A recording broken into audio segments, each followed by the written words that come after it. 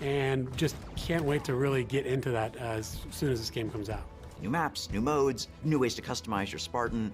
Launch is just the beginning. Now we're just going to be able to talk, interact more frequently, and that's just going to be great. That is the future of Halo Infinite multiplayer. Thank you to the community for all their feedback over the years so far, and I'm looking forward to the road to launch itself, and beyond.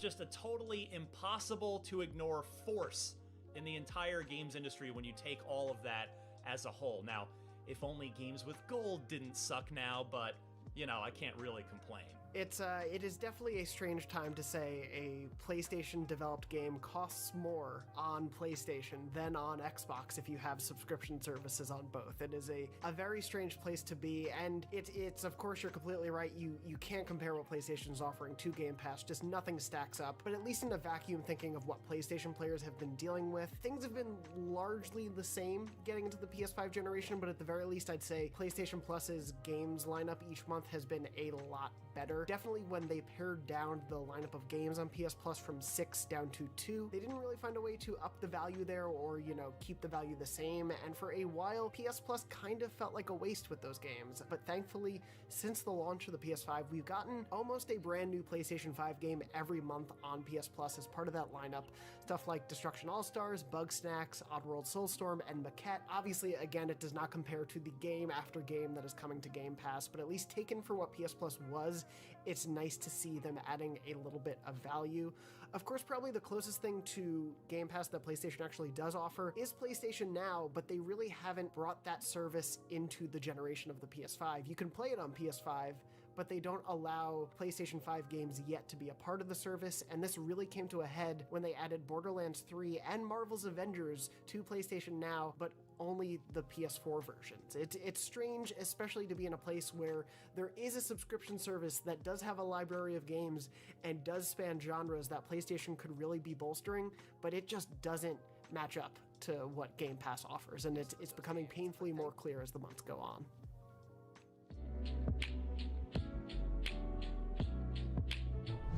Now, on the peripheral side, talking about things being a little bit the same as what we've gotten before, the PlayStation 5 launched with a decent amount of peripheral support, like a pretty good charging station that was kind of in the look and feel of the PS5's new, very ostentatious design. We got the Pulse 3D headset that takes a really great advantage of the built-in 3D audio of the PS5 and is really affordable, especially compared to some other high-end headphones, and, you know, a few things like that, including the media remote, the one peripheral we've all been trying to actually get our hands on. And while we only had the single option for the DualSense controller at launch, luckily PlayStation has revealed that we are getting 2 new colors to add to the DualSense lineup. Those include Cosmic Red, which is a red and black colorway, as well as a Midnight Black colorway, which is entirely black and aligned a little bit more with past PlayStation controllers at launch. So those are 2 options that we know of right now, and Sony definitely loves to introduce new colors as generations go on, so I wouldn't be surprised if this is just the start. We haven't quite been able to get any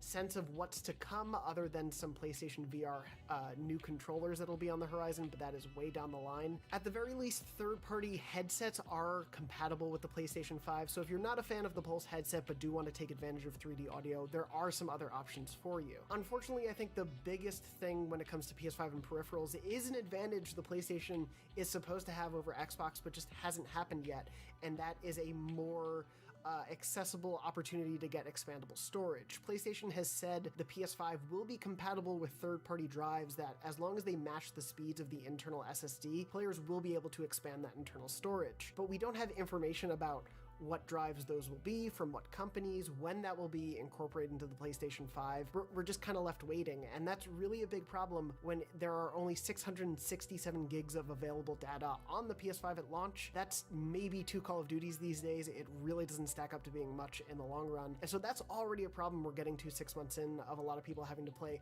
Tetris with their game files basically on their hard drive. So hopefully that gets resolved soon, and I do think that will be an advantage the PS5 will have over Xbox, but as of right now, it really isn't. Yeah, for now, Microsoft's got their 1 terabyte storage card. I've got one in there. In fact, I'm already onto it because these big games of this new generation take up a lot of space. So it's good to have, even if it's expensive. Now, since launch, though, Microsoft has added the new Xbox wireless headset, which is roughly an analog to the Pulse 3D headset for Sony. I really like it a lot. It's, I think, for $100, which is what it costs, I think you get a lot for your money. It sounds good. I like the minimalist design. And what I really like is that it can be paired with your smartphone at the same time, or any Bluetooth device, and so you can actually be chatting on Discord with your friends while also playing an Xbox game and getting the audio from your Xbox at the same time, which is pretty cool. Microsoft removed the optical port from the Xbox Series X, just like Sony did with the PS5, so we kind of needed this. It was a little bit of a bummer it wasn't there at launch, but now there is this good option, so that's really good. Plus, I want to give a special shout out to Microsoft for pumping out a whole bunch of cool new colors since launch for their controllers. I've got the Pulse Red one right here. It's nice to have something besides just the default black, so I appreciate them for that.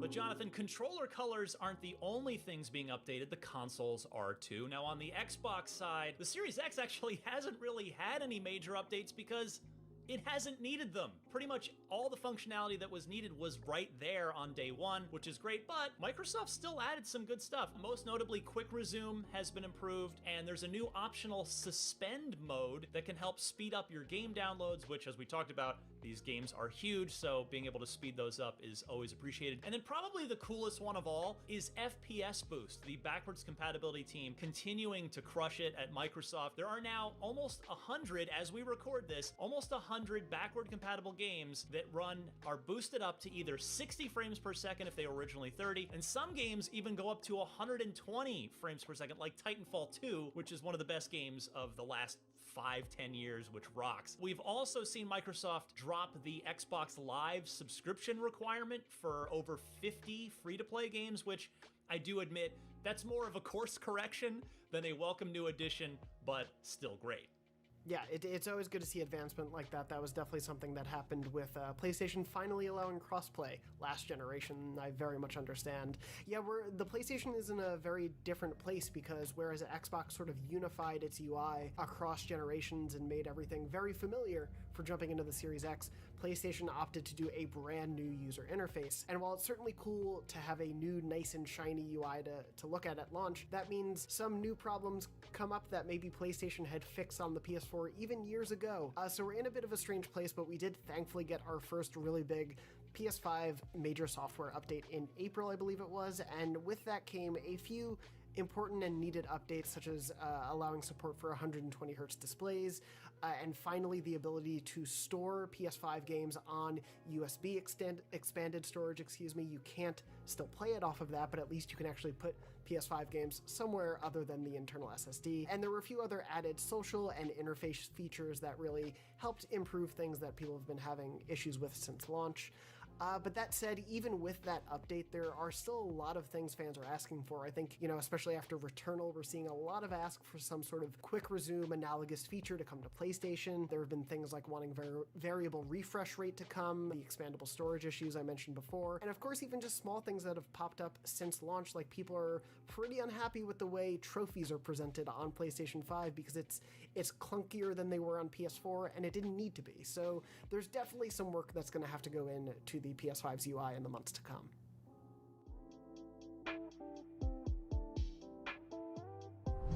And so it's been really great to see PlayStation addressing things already with an update like that one in April and some smaller performance updates, both for the system and the DualSense since the PlayStation 5 launched in November. But that said, this whole span since that launch hasn't exactly been the smoothest for the PS5. Now, thankfully, there hasn't been anything that is as ubiquitous or widespread as the Red Ring of Death from the Xbox 360 era, but pretty much since launch day, there was sort of a whack-a-mole situation going on where a new PS5 issue seemed to crop up every few days, and so it's been hard to say what are the most proliferated issues that players been having, how much of the player base actually saw these, but definitely one of the ones that we've seen stick around is DualSense controller drift.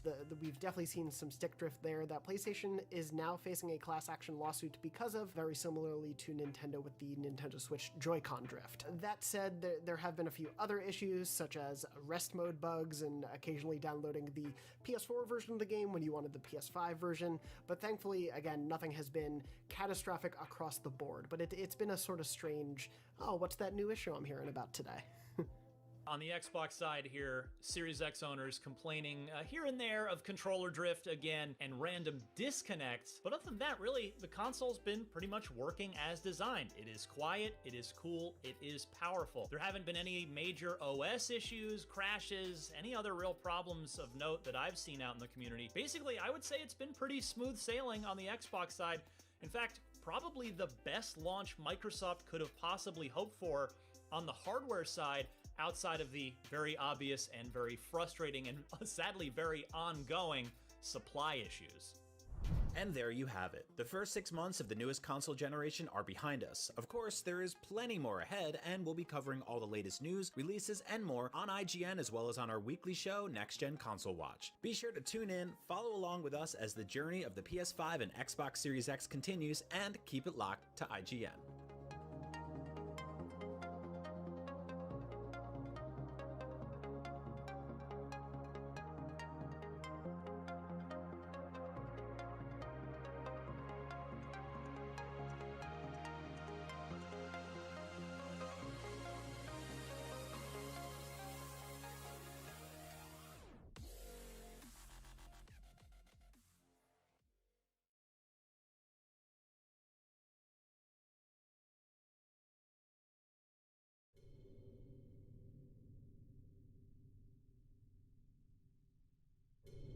There's gotta be more.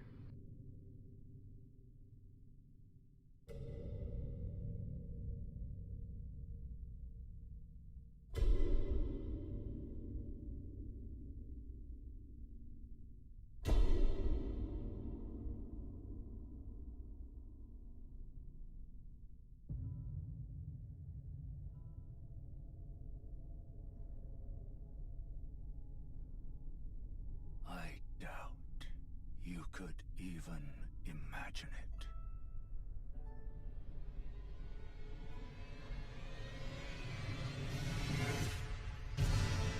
That which commanded the stars, giving life its fullest brilliance. The Elden Ring. Oh, Elden Ring. Shattered by someone or something. Don't tell me you don't see it. Look up at the sky. It burns.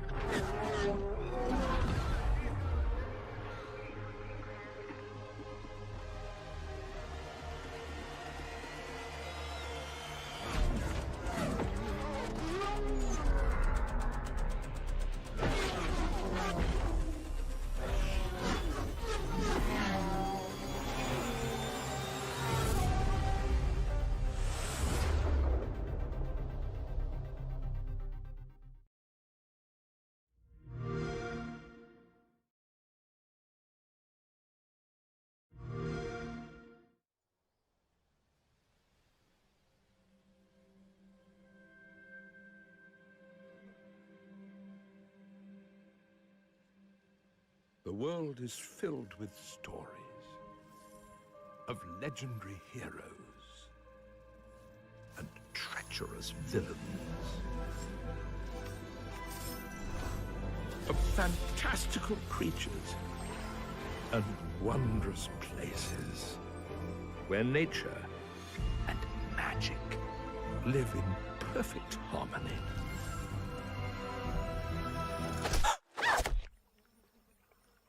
Not all stories have happy endings, That game looks sick. but yours has yet to be written.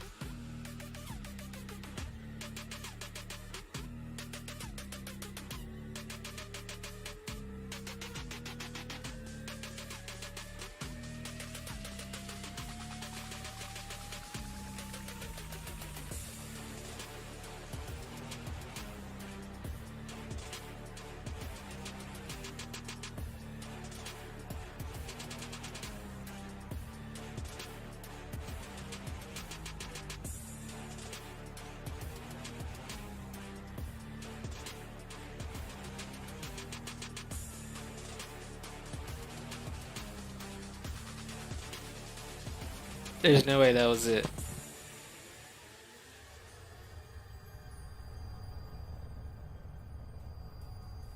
Hey I was just about to say. Welcome to E3 Live from Los Angeles, California. We are so thrilled that you are joining us. We have another stellar day of reveals and announcements that should change gaming over the course of the next year. I'm Jackie Jing, joined by my lovely co-host, Alex Golden Boy Mendez.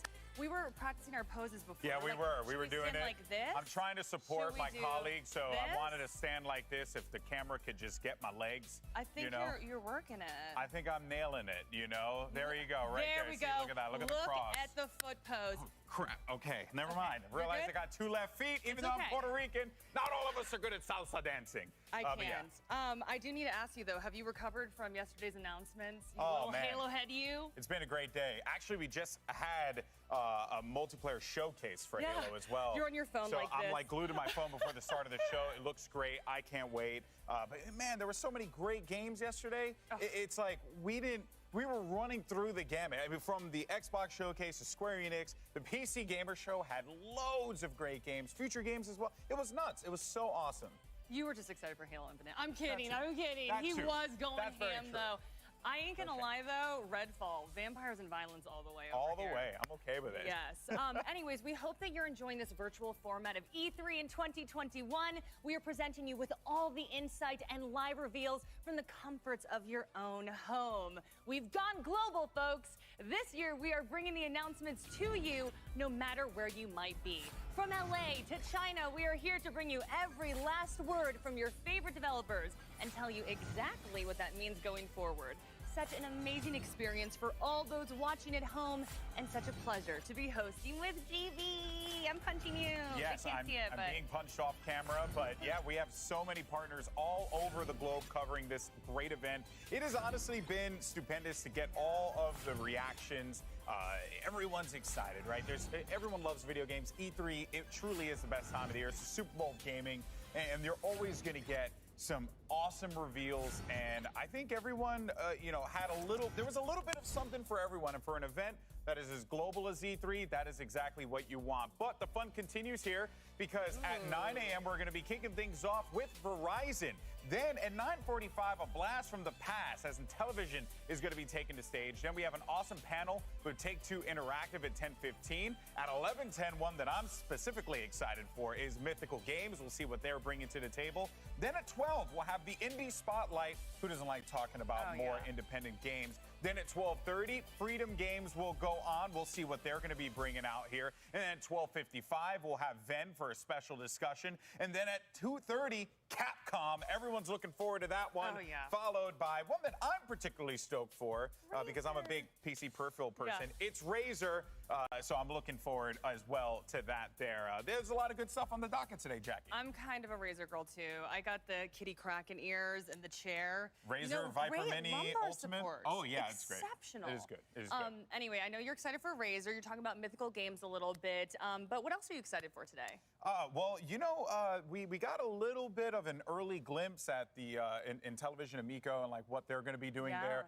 Like I said, it's always nice to see things that are going to come back, from our past, coming back to, and trying, it's like a way for us as we get older to get a newer generation to appreciate a lot of those old school games that we all grew up playing, right? So that is going to be a really fun one. But yeah, I'm really stoked for Mythical Games. I think that's going to be a fun panel. You've been talking about it all morning. I do think all eyes are on Capcom. Resident Evil 25th anniversary, maybe a new title, definitely some reveals. I think a lot of Monster Hunter and Street Fighter. Maybe, there better be. Watching as well. I'm wearing my Chun-Li blue, y'all. I like that. I wore Halo Green yesterday, so it makes sense to wear Chun-Li blue. I like that. I like that. But there's so much on the schedule today, but also just want to give you all a quick reminder. If you're looking for some sweet limited edition E3 merch, do you see how good this looks, folks? Do a little spin, I did the wrong side. I did the wrong side. Okay, you got do a little spin. Practice poses earlier. There we go.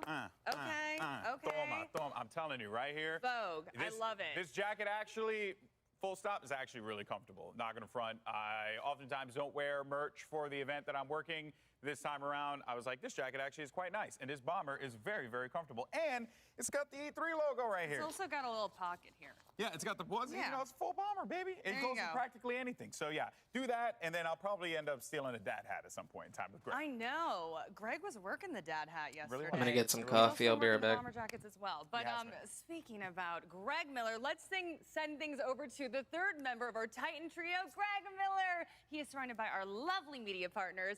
How y'all feeling? We're through 2 days of E3 now. Can you believe it? Hi. We are feeling quite well, Jackie. Come on now. Third day of E3. I mean, what, David? You don't feel well? You're not. No, I feel quite well. Well, there's well and there's quite well, and that's the third day of E3. Of course, we have Damon Hatfield from IGN.com. Michael Hyam over here. Howdy. From the one, the only GameSpot. Howdy to yourself. You know what I mean? Dan Casey from The Nerdist. How are you? And quite a good morning to you as well. I'm great. And then, of course, if you want to get it here, the empty chair. Avalie from G4, not here today. Unfortunately, bit in the eyes by 2 snakes last night. But I hear she will make a full recovery and she will be here tomorrow. You know what I mean? They were venomous, not poisonous. Exactly. That's a fun joke because, venomous, poisonous. Do you know the difference? What? No. Tell me. So venomous, of course, would be if I bit you, and then I had venom in my veins, then I'm venomous. But if you licked me, I'm poisonous. Oh, okay. And that's what got you sick. That what kills you? I'm telling Jen. Roll the dice. You know what I mean? Find out what happened. That was for you to lick me like a toad. Ladies and gentlemen, or I guess just gentlemen today. What are we excited for, Damon? When you think of this day 3, what are you excited for? There's a couple things I'm looking forward to today. In all honesty, I'm very curious about Intellivision. Yeah. I'm a retro gamer. Intellivision is a name that I grew up with, although I never owned one myself. So I think it's very cool that there's this very retro gaming brand getting its own showcase within E3. Yeah. They want to be a family-friendly console where all the games are easy to pick up and play. They have their own controller that's very simple to use, apparently. So I'm curious to see if what they've got and if there's room in the market for yet another successful console. And then, of course, Capcom. Of course. Coming up later today. Come on. NPD just announced this morning that Resident Evil Village, best-selling game of May, second best-selling game of the year so far after Black Ops Cold War, which makes it the best-selling game that was released this year. So Capcom has another hit on its hands, and I'd love to see some more content for that. Of course, ladies and gentlemen, we need to know what you think. As you see, there's a poll going right now. Capcom is running away with what are you most excited for with 60% of the vote, but the Indie Showcase right behind that. Of course, no matter where you are watching, you can spam the chat, find out, vote in those polls, and use the hashtag E3 2021 to be on the little ticker below. But Michael, what are you excited for today? I am with the audience and with Damon and saying Capcom because I love Japanese games. That's kind of what I've gravitated towards throughout my career at GameSpot is covering Japanese games, and Capcom I think is going to be surprising. Yeah. Maybe, I know, like Jackie said, Resident Evil 25-year anniversary and Resident Evil Village is poppin', and there's probably going to be some extra content. I would like to see VR support for Resident Evil Village. That would be wild, but I think the thing I'm actually most excited for, and I think Dan is going to feel me on this one, is the Great Ace Attorney. Oh, yeah. Yes. Objection. The Great Ace Attorney has been out in Japan for a long time, and it's coming westward this year for Switch, PS4, and PC. It's kind of a period piece with a character named... Okay, hold on. We need G4 representation here. I'm tired of this. Objection. God, that's Golden Boy's music. God forbid G4's back. All right, did you not hear, guys? Did you not see it? G4's back, everybody. We ain't going nowhere this time until we run out of money next time. Let's go. Makes sense. Wow. That's it. That's it. Okay. I'm done. I'm done. Okay. Here's my question about Capcom, actually, though, and this is for the panel, obviously. But Capcom, Street very Fighter upfront, they already 6. announced that they, Seltzer, of course, a friend of ours, Golden Boy. Yeah. Too many doing questions the for presentation. Capcom. They came out and listed their games, right? So they're talking about, the Great Ace Attorney Chronicles, Monster Hunter Stories 2, Monster Hunter Rise, Resident Evil Village. Is this one of the ones where we trust that? Do we think there's one more thing? Like, obviously, there's been other stuff announced, right? Obviously, Resident Evil Reverse, the multiplayer game, is set for the summer. You'd expect to see something, but they didn't list it. Bruh, just give us RE4 Outbreak VR already. got announced, but are we going to see something here? Should they have gone out of their way to say it? Dan, should we dream or do we not dream about Capcom? Capcom fucked up. They should have given us Outbreak. Announcing a new rival schools, but it is still yet to happen. Brother. I knew I liked Maybe someday. This is the man of culture. This is the man of culture right here. Maybe today will be that day, but if it's not, I'm still excited. There's some cool stuff on there. I mean, I'm getting a new Ace Attorney game, and the other stuff sounds pretty cool, but I don't know. I'm just, I've been hurt before. Sure. Every time they don't announce rival schools, a little part of me dies like a Horcrux, but in the meantime, I will hold out that hope and just be excited by everything else coming that way. Okay, fine. I can take that. Yeah. And then Golden Boy G4, what are you excited for? Well, today? Don't say Capcom, because you and I are talking about Capcom They for did. 10 minutes. I'm saving it all up. They did talk about the RE4 during the Oculus presentation, so they went through that a fair amount. But yeah, I mean, as far as the day goes, though, I mentioned on stage briefly, I am looking forward to Mythical because they have a very unique style of game that they do. It's focused on blockchain technology, right? Everyone's talking about the blockchain right now. But it is cool. Yeah, blockchain's cool. Actual value because everyone's moving slow up to get it, but we're way past that already now. is a pretty neat and interesting take. I would like to see it applied to for people who, CCGs I mean, I guess we haven't fully even utilized crypto technology, which is like one of their big games. But Hashcraft is really where it's at. For me, obviously Capcom. That's the brand we Y'all know. did it. They said don't take Capcom. I'm getting away from it. Then there are the questions of the other things, right? Where it's like there's an indie games presentation, and I don't know what's part of that. And I obviously, well, I don't know if obviously. Hey, if you don't know, I'm Greg Miller, and I love indie games. So now you know it's obvious that I'm excited for this because I want to see what they have up their sleeves, and I'm interested to see, with so much saturation this week, whether it be PC Gamer, whether it be the other one, the Future Gamer that we just did yesterday, right? Like, how much more space are there for more indies to come out? There are a few more indie games that I've been paying attention to that I didn't see at the other showcases. So I want to shout out two of them. Boyfriend Dungeon from Kit Fox. Of course. Shouts out to y'all. And She Dreams Elsewhere from my boy Davion Gooden. Hey, I knew I was going to give you a shout out during E3, but I haven't seen those at other showcases. Those are games that I'm looking forward to that kind of feel like they're imminent for release, but that's up to them. But it would be dope to see those games on an E3 stage. That's what I want to see, but if I don't. Also, where's Avali to talk about Boyfriend Dungeon? Boyfriend, my God. I can't do the Avali Boyfriend Dungeon thing justice, because I wouldn't even know where to go from there. What is that game even about? You date your weapons. Yes. Yeah. Don't you want to date your sword or your blunderbuss? Come on. Or your polearm? Yeah, Gentlemen, I'm taken. I've been dating my Polar for a good 30-some years in this You one. set him up with that one. You set him up with that one. Greg This is Miller, what you. ladies and gentlemen. This is what you get when we put 5 men on a panel. You hate to see it. You hate to see it. Ladies and gentlemen, we're going to reset. We're going to take a quick break because we are just getting started. Up next, you're going to get a preview of what to expect when Capcom presents. But first, here are some of the best memories from past E3s as told to you by some of your favorite streamers and content creators.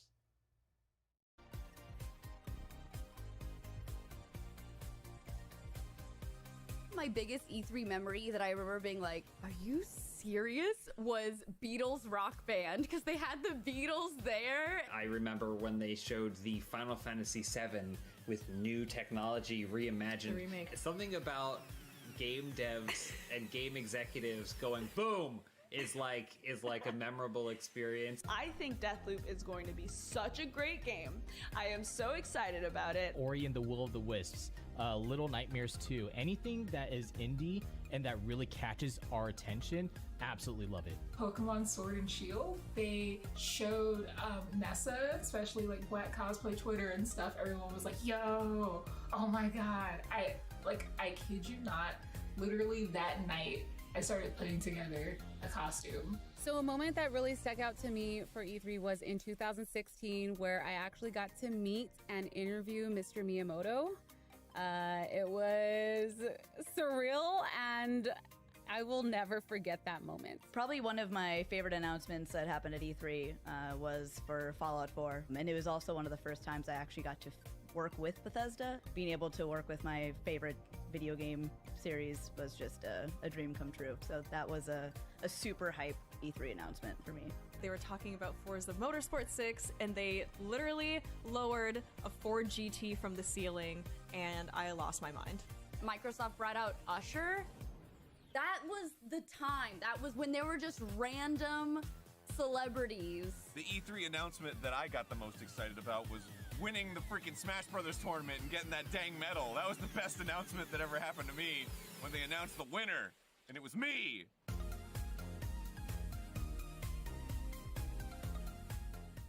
Welcome back to E3 Live from Los Angeles. Greg Miller here with my cast of gaming friends, of course, the none other than Golden Boy Alex Miller. Right. Hello, how are you? I feel like I just spoke to you. Well, you did because you crashed the other segment, you know what I mean, and then you burned it because we're supposed to have this bomber jacket moment where we're together and like our powers unite, but then you burst through the wall screaming about G4. I'm so sorry about that. I like I'm excited, you know. I'm excited. That's what people are tuning in for. They like the shenanigans. G4 is back for a few months. You know what I mean? Just get used to it, kids. Is this the advertising gimmick they're running with? Of like, hey, how long is it gonna last this time? Yeah, man. Well, until Cops and Cheaters shows up, you know, like, I'm joking. Joey Greco. Joey Yeah, Greco. Golden Boy, I love those shows. We are all familiar with. That's Capcom. What do you want to see from them today during their E3 presentation? All right, if we're keeping Street Fighter it at VI. $1.50, okay. I don't know what that means. What does that mean? It's not gonna happen. Real. Oh, okay. Like, you know, there's nothing more real than $1.50. Okay. You know. Sure. I know you know. He knows what I'm. He knows what I'm talking about. Yeah, he knows. I'm right there. It would be so sick if we got a Lost Planet game. Oh my God! Why are you dreaming so big?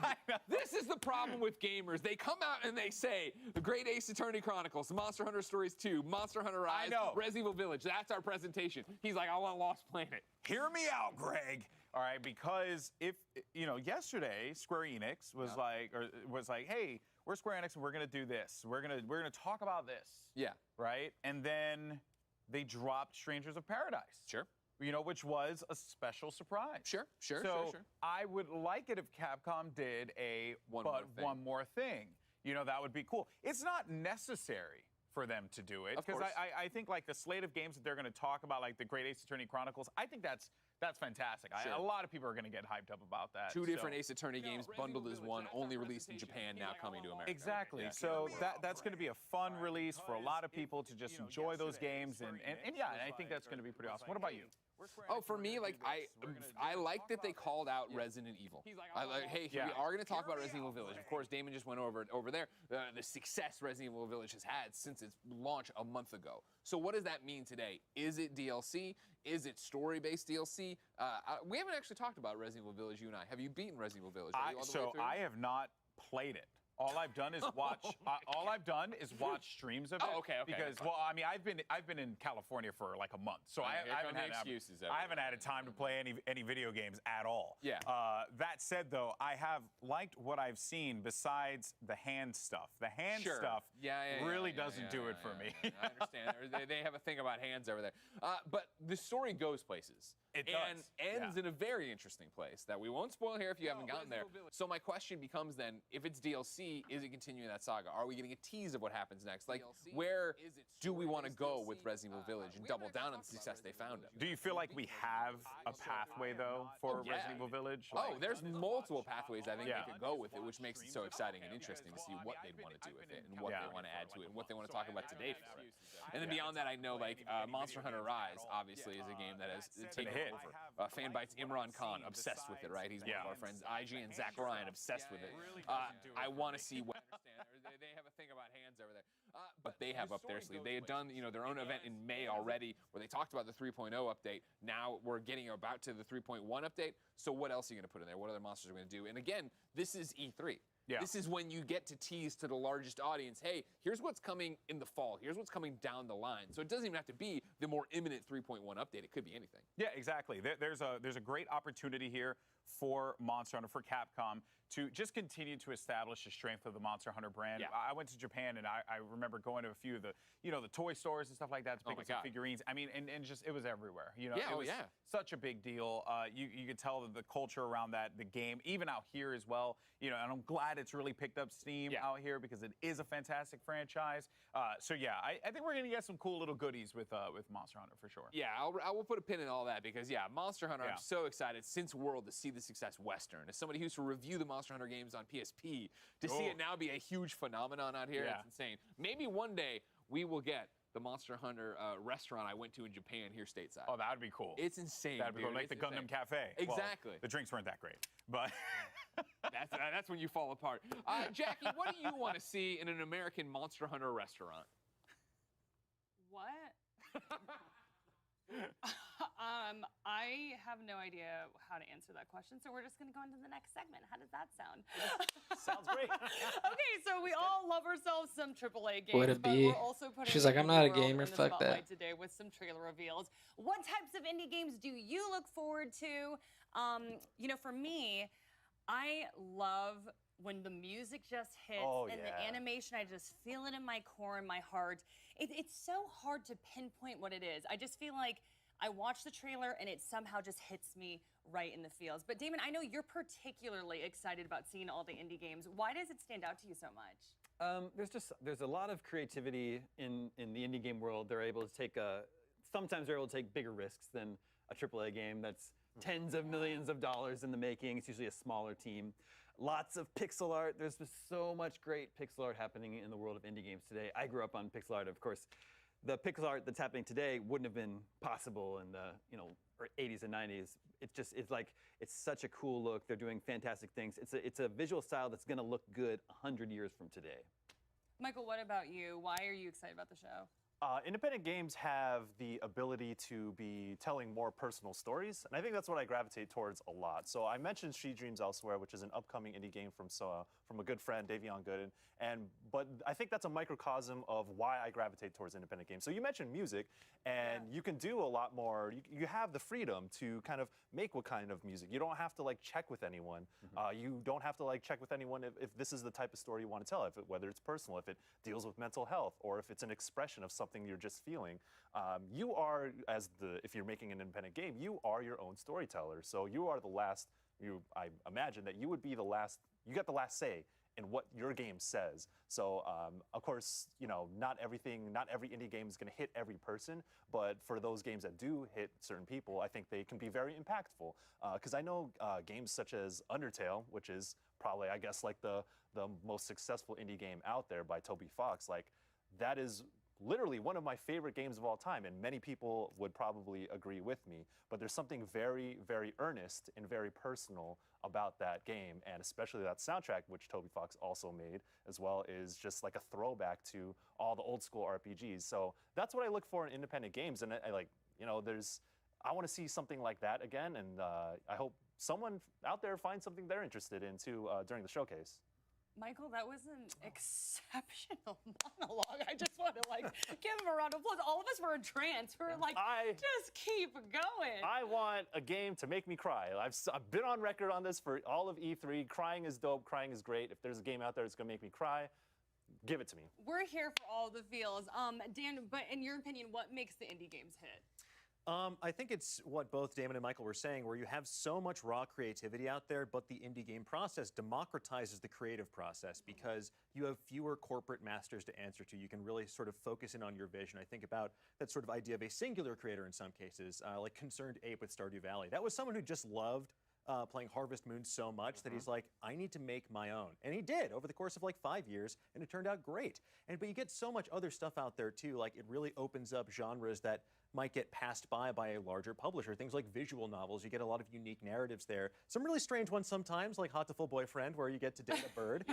But that's also cool because that offers all these options to so many people out there. There's so much amazing content, especially through platforms like Steam and Itch. There's so many amazing creators out there, and some of my favorite surprises from the show so far have come during the PC Gaming Show or the Future Game Showcase, because it's not the stuff that we knew was coming, it's the stuff that I'm going to add to my wish list right away because I want to play it down the line.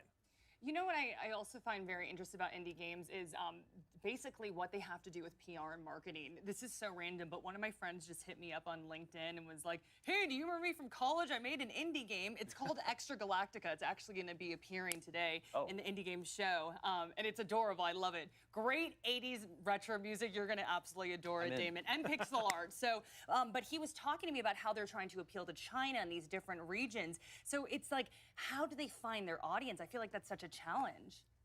It is a challenge, I'm sure. I mean, think of how many great-looking indie games we've seen just during this show. There are literally hundreds of games released every day. It is a real, discoverability is a real challenge. Yeah, for sure. Well, so much to get to today, but first we're going to take a quick break. When we return, Verizon will get things going with a major update. Stay tuned.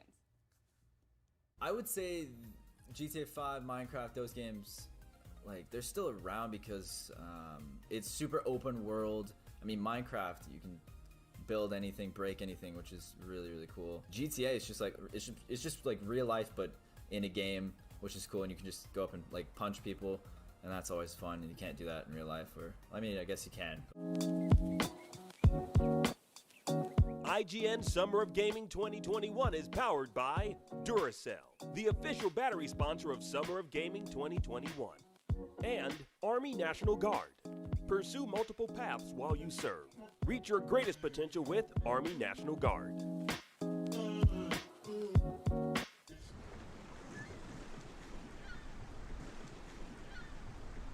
Everybody loves watching a speedrun of their favorite game, but what if you got a chance to peek into the mind of the developers behind those games as they watch their hard work get completely destroyed right in front of them? What is happening right now? That's exactly what happens on every episode of Devs React to Speedruns. We invite you to ride along with the developers as they watch, react, and enjoy some of the craziest gameplay by the most skilled speedrunners on the planet. Tune in every Saturday for a brand new episode. If you're not following IGN on social media, what are you waiting for? We're constantly updating our feeds to bring you the latest news, gameplay, custom original content, the best user-generated videos and art, memes, and a whole lot more. Be part of the conversation throughout the year. Follow IGN on Instagram, Twitter, Facebook, TikTok, and Snapchat. Not only is IGN the world's biggest media brand for games and entertainment, but we also have a team of some of the world's biggest fans of your favorite franchises. From breaking news and exclusives, never-before-seen looks at movies and games, to reviews, let's plays, and live streams, IGN brings you all the coverage you need, no matter where you are. Whether you're on IGN.com, the IGN app, YouTube, Facebook, or Snapchat, we've always got you covered. IGN, the #1 source for all games and entertainment fans worldwide. Hey you! Are you looking for a new way to watch your favorite videos and shows from IGN? Well, check out IGN Watch. Welcome back to IGN. It's our new app that's all about video, because there really just aren't enough video apps these days. I get to unbox this PlayStation 5. Follow subjects you care about, play videos in the background, or send them to your TV via AirPlay or Chromecast. I gotta get one of those. Download it today from the App Store or Play Store, or both. We're not your boss. IGN Watch. Check it out.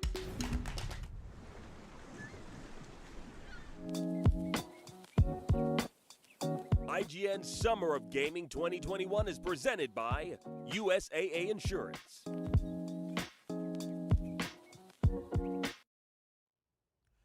Welcome back to E3 Live from Los Angeles. And team, we are just moments away from Verizon's presentation. Obviously, you know, with a mobile carrier, you think about mobile games. Sure. And, you know, how have you seen the mobile game scene change? Because I'm a big mobile gamer, and it has evolved exponentially over the last few years. Dude. No, you want to say the last few years. I'd go even further than that. You know, Damon and I have been very clear that we're old.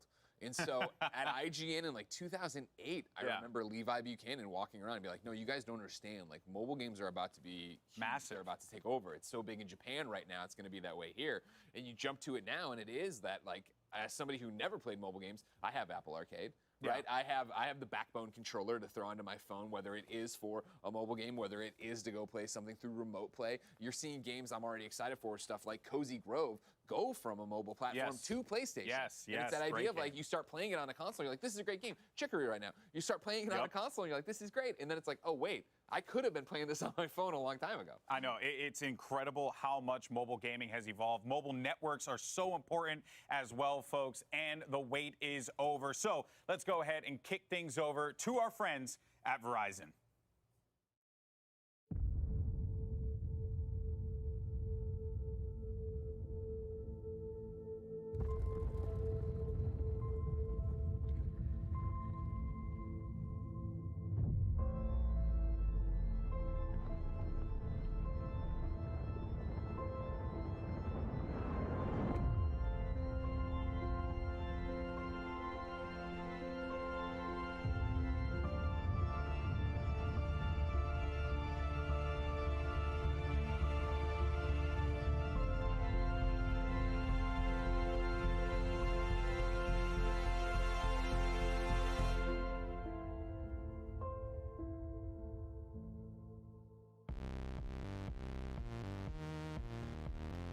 Hello everyone, I'm Diego Scotti, CMO of Verizon, and it's great to be here. This is my first E3, so you might be wondering why am I here and why Verizon is here at the industry's biggest gaming conference. Well, let me tell you, this past year changed everything, including the world of gaming. The pandemic sparked a massive growth for the industry. New players came in droves, and for many, gaming took on new meaning. It was a source of comfort, a creative outlet, and a means of connection. In fact, we estimate that 5 out of 6 people in the US have played a video game at some point in the past 6 months. That is amazing. And this growth has propelled the gaming industry towards massive new creative opportunities and cutting-edge ideas. Gamers know better than anyone that cutting-edge ideas demand new technologies that can keep up. And that's where Verizon comes in. Because here's the thing. In our increasingly fast-paced, interconnected world, we need technology that can transform every aspect of gaming. Technology that is not limited to a single console or platform. What we need, it's a network. And that network is Verizon 5G Ultra Wideband. That is why we're here today, to tell you about Verizon 5G Ultra Wideband's high speed, low latency, massive capacity, and the power of mobile edge compute, or MEC. And how Verizon is powering a gaming revolution. We're going to talk about 3 gaming communities that will benefit the most. The first community is the developers who create the games. We'll see how developers can make the most graphic-rich multiplayer games ever created. And immersive gaming formats like virtual reality can come to life in whole new ways. The second community is the sports teams who play them. We will look at how players can download games in seconds, and data-intensive multiplayer games typically reserved for consoles can now be played on mobile. And third is the community of fans who engage with them. Fans can stream games on the go with no additional downloads or consoles needed. So in all these three areas, Verizon 5G Ultra Wideband is the innovation that makes other innovations possible. Let's take a look.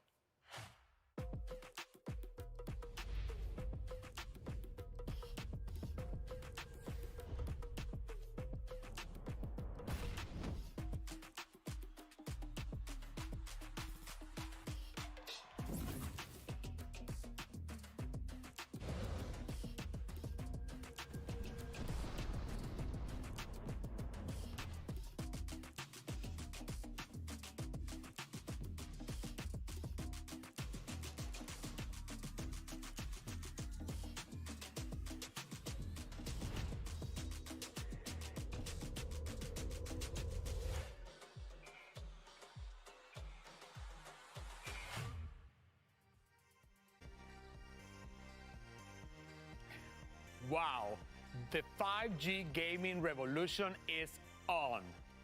5G Ultra Wideband and mobile edge compute are literally game changers for this industry.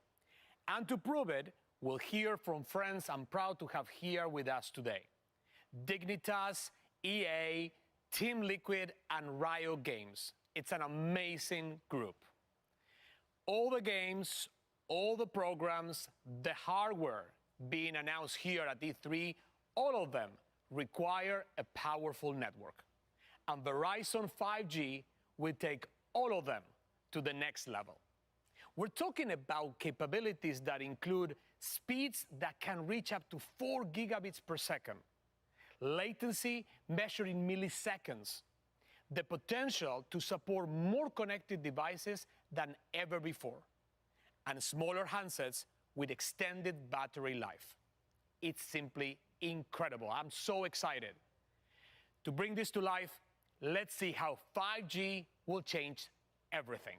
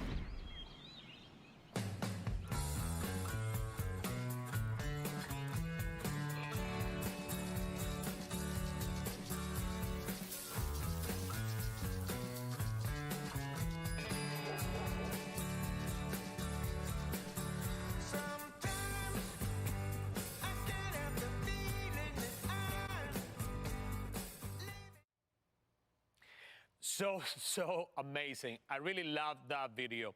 So now let's talk about the people who are using this technology to create the games, the developers, and how this new technology will change the way they create and publish games. So to do this, I want to introduce Nikki Palmer, Verizon's Chief Product and Development Officer. Take it away, Nikki. Thank you so much, Diego. To get an even better understanding of how Verizon 5G is making permanent transformations within gaming, I want to tell you about something called Mobile Edge Compute, or MEC. It's a technology that's having a huge impact on those game developers that Diego mentioned. MEC involves putting compute power that would have otherwise been in the cloud or on the device itself into the edge of the network, where those capabilities are most needed for low latency performance. In 2020, Verizon became the first company in the world to launch MEC. We did that with Amazon Web Services Wavelength. So far, we've deployed MEC in this fashion with AWS in 10 major metropolitan areas across the United States. We've also announced a private MEC solution teaming with Microsoft Azure.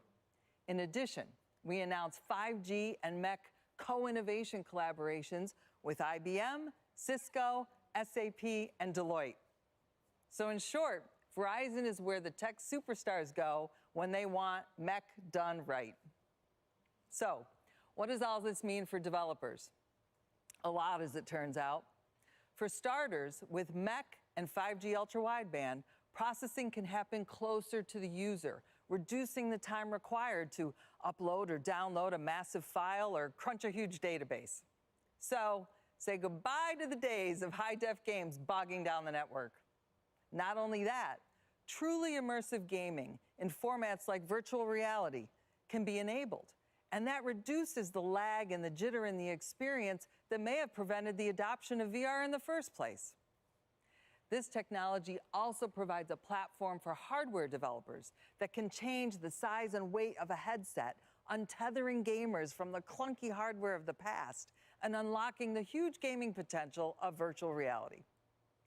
With augmented reality games also on the rise, there are even more implications for game developers, especially the ones who are so creative that the current platforms can't keep up. Until now. The platforms are here. Thanks to 5G ultra-wideband, even the most visually complex cloud-based games can come through beautifully on any user device, just as their creators intended. Developers can now focus on making the best games. They can rewrite the rules for creating eye-popping, graphics-rich multiplayer action without worrying about hardware or network limitations. So, now that we've lifted the creative limitations for developers, I want to shift gears to talk about the second community being impacted by the power of 5G, and that's esports teams.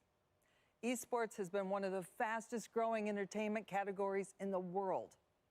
With access to Verizon 5G ultra-wideband and mobile edge compute, new games can be played with higher fidelity and lower latency, creating new opportunities for esports leagues, especially mobile esports.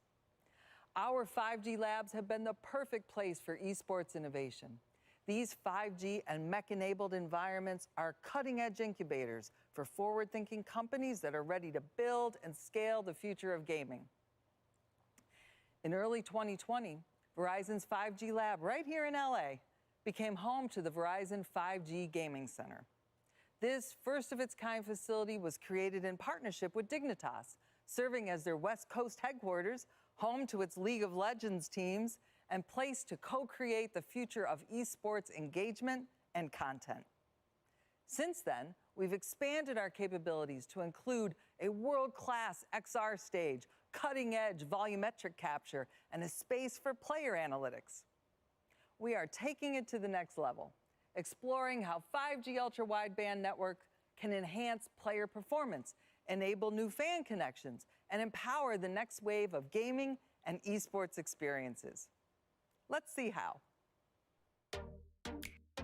I don't think any other organization or company has what we have here at the Verizon 5G Lab. It's the first in the world. So it's really exciting to be a part of something so innovative and seeing where it can take esports. Verizon is definitely elevating the game to the next level. My name is Emily Garrido. I go by Emelite in-game, and I'm the team captain for Dignitas' all-women's Valorant team. We have everything that we need here. We have streaming pod rooms if we want to connect with our fans on a personal level, boot camp rooms so we can really get down to business and prepare for tournaments. It's really nice to have the gaming center here and our own little personal streaming pods and basically have one-on-one conversations with all my viewers. My full name is Carolyn Noquez, and in the gaming community, I am known as ArtStar. I am a content creator for Dignitas, and I was formerly a professional player on the Dignitas CSGO female team. Esports is really just like any other sport. They want to interact with their fans, and there's a very high level of accessibility. We have a ton of different technology. We have a virtual production stage that allows for XR. We have a volumetric capture stage. 5G is going to have a huge impact on gaming, and it will completely revolutionize how games are played today. Right now, mobile games utilize either processing on a phone or processing in the cloud. 5G combined with MEC is going to completely change that paradigm. The lab is a fantastic place for us to partner with game developers to learn how they want to build their games in the future in order to take advantage of our network. So consumers will be able to have multiplayer, augmented reality games and experiences on their mobile devices, so they will eventually be able to do that anywhere. It is incredibly exciting to see Verizon really taking it to the next level. So innovative and always thinking of ways of how they can make it better. How can they make the connection better? How can they make your gaming experience better? To me, what's really exciting is when we bring in creative people who are given access to this technology and they come up with an idea that we never would have thought of. And we're just at the beginning of how 5G is going to impact games. Emily, ArtStar, thank you so much for that. I am so excited about the possibilities of the Gaming Center. I'm going to turn it back over to Diego. Wow. Thanks, Nikki. I totally agree. It's fantastic to see that gaming center come to life. Now, let's move on to the third and biggest community that will be impacted by 5G, the fans and their experience. That connection between esports players and their fans is so unique. There's no other sport that has the same real-time personal connection. And just like the players, these fans want innovation too. And to create the deeper engagement and immersive experiences they want, we are going to need to harness the power of 5G. To help me bring this to life, I want to introduce someone who truly knows fan engagement. She has fans both as a dynamic member of the Minnesota Lynx and as a streamer with Team Liquid. Ariel Powers. Thanks, Diego. Hi, everyone. I love competition, whether it's on the court or streaming. And as one of the most successful esports organizations in the world, so does Team Liquid. TL is tech forward and always looking to push the envelope, innovating how we train, compete, and engage with fans. The fans obviously share that love for competition. This synergy between Team Liquid and the community lends to a critical connection, one that shapes who we are. And we've only just begun to scratch the surface of what's possible when it comes to community engagement and sharing moments around competition, both in person, which we're all looking forward to getting back to, and virtually. Verizon 5G Ultra Wideband is the key to unlocking the future of these experiences. With the power to enable teams and players to deliver the most immersive and personalized experiences ever, the technology is transforming the way fans play and consume content. Team Liquid has a 20-year history of changing the game through the power of community and innovation. And we could not be more excited about the next phase of gaming, brought to life with Verizon 5G. Thank you. Thanks so much, Ariel. This is really exciting stuff. Now, there is clearly new territory to tap into with fan engagement. I am convinced it is the future. And to help build that future, Verizon and Team Liquid are joining forces for a groundbreaking 5G innovation partnership. We'll generate fan-facing 5G experiences that will reshape engagement around esports tournaments, whether you're there in person or watching virtually at home in real time. Let's look first at in-person events. This year, as live events return, Verizon and Team Liquid will experiences at the industry's biggest events. We have over 60 stadiums and arenas around the country with Verizon 5G Ultra Wideband. In here, fans can look forward to 360-degree portal views into the gameplay for a fully immersive experience, and the ability for top streamers to play live from venues during these events. Something that has never been done before.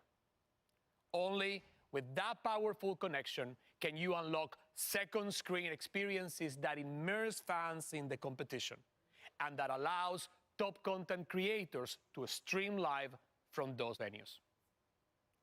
And for those watching remotely, VR innovations will allow fans to experience live events together virtually, giving them the best seats in the house. And 360-degree access that puts them in the middle of the action.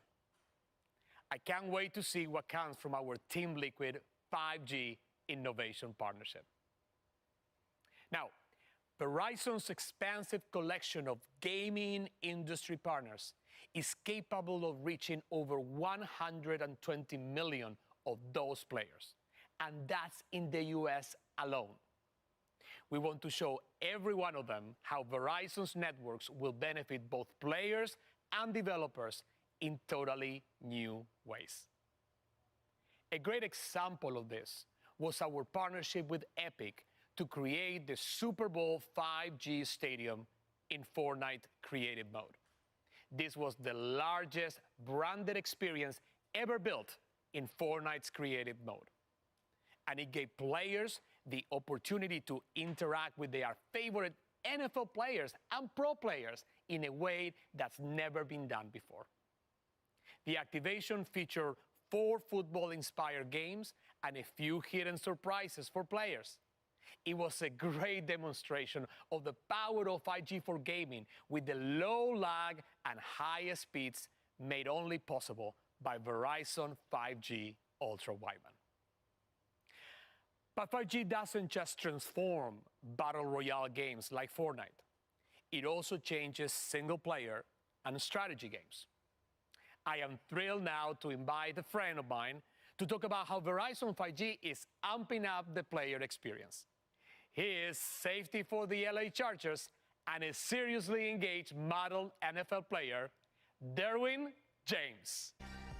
My man. What's up, my man? So great to have you. Thanks for having me, man. Thanks for coming. You all know this guy.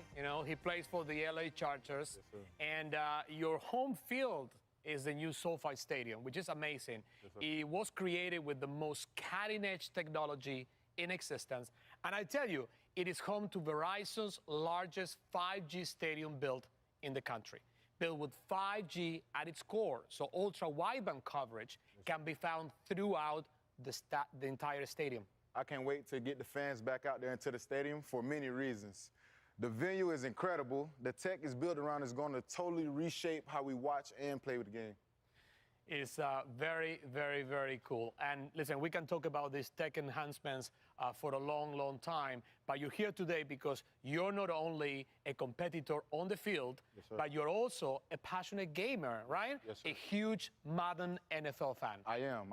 I started playing football when I was about 4 years old and Madden NFL when I was 7 years old.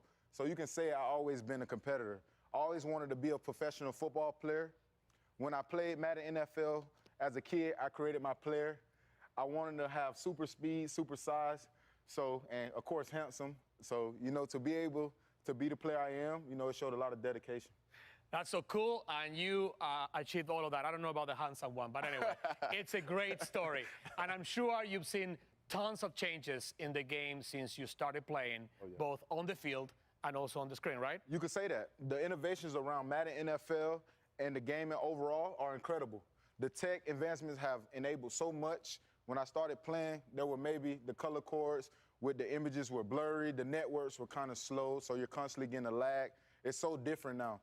The visuals are more realistic. Networks have gotten better, and you can play with a group of people all over the world, so you don't even have to be in the same state or city. You can be playing with a friend in a whole nother country, which is amazing. Oh my God, it's amazing, and you can't believe what 2 decades of innovation can do to the game. So, as you think about the future, what do you want to see next? Madden NFL is already delivering a lot, but I'd love to see more new modes and experience with deeper and authenticity and to what it's like to be on the field. You know, I want to feel like I'm in this moment as a player. I want to feel like I'm out there. So more engagement with opportunities to connect with people and other people across the world. So being able to be mobile, because I'm constantly on the go as an athlete, so I want to be able to connect with my friends mobilely too. Oh, that's really cool. And listen, I'm glad that you mentioned mobile because we believe at Verizon that mobile is the future. Yes, sir. We ended the year, and I'm going to hear this number, with 17,000 5G small cells all across the country. Wow. And we expect to have, by the end of the year, 30,000, so everybody can enjoy 5G. So I tell you, this kind of expansion means that the powerful connection you need for console quality gaming experience on mobile, like the one you want, will continue to grow very quickly. And here's another thing. We are taking it also to the next level because we are combining this power of the Verizon network with the creativity of the developers of EA. Their team will work with our 5G labs to innovate using 5G to focus on creating the most dynamic player experience ever. So together, our goal will be to produce optimizations for EA Sports, including your favorite Madden NFL Mobile, using low latency to develop mobile experiences, the kind of the ones that Derwin, you, my man, and so many others are craving. That's amazing. That's amazing. That's literally changing the game. Seeing the networks and improvements created over the last 20 years, I can't wait to see what the next 20 years bring with the power enhancing of 5G power. That is it, the power of 5G. So great to have you, man. Thank you. Thank you for having me. Thank you. My guy. Good to see you. Yes, sir. So it's so exciting to talk about the new technology and how it is impacting the entire gaming ecosystem across the 3 big areas of developers, esports teams, and fans, all bringing fantastic innovation to the industry.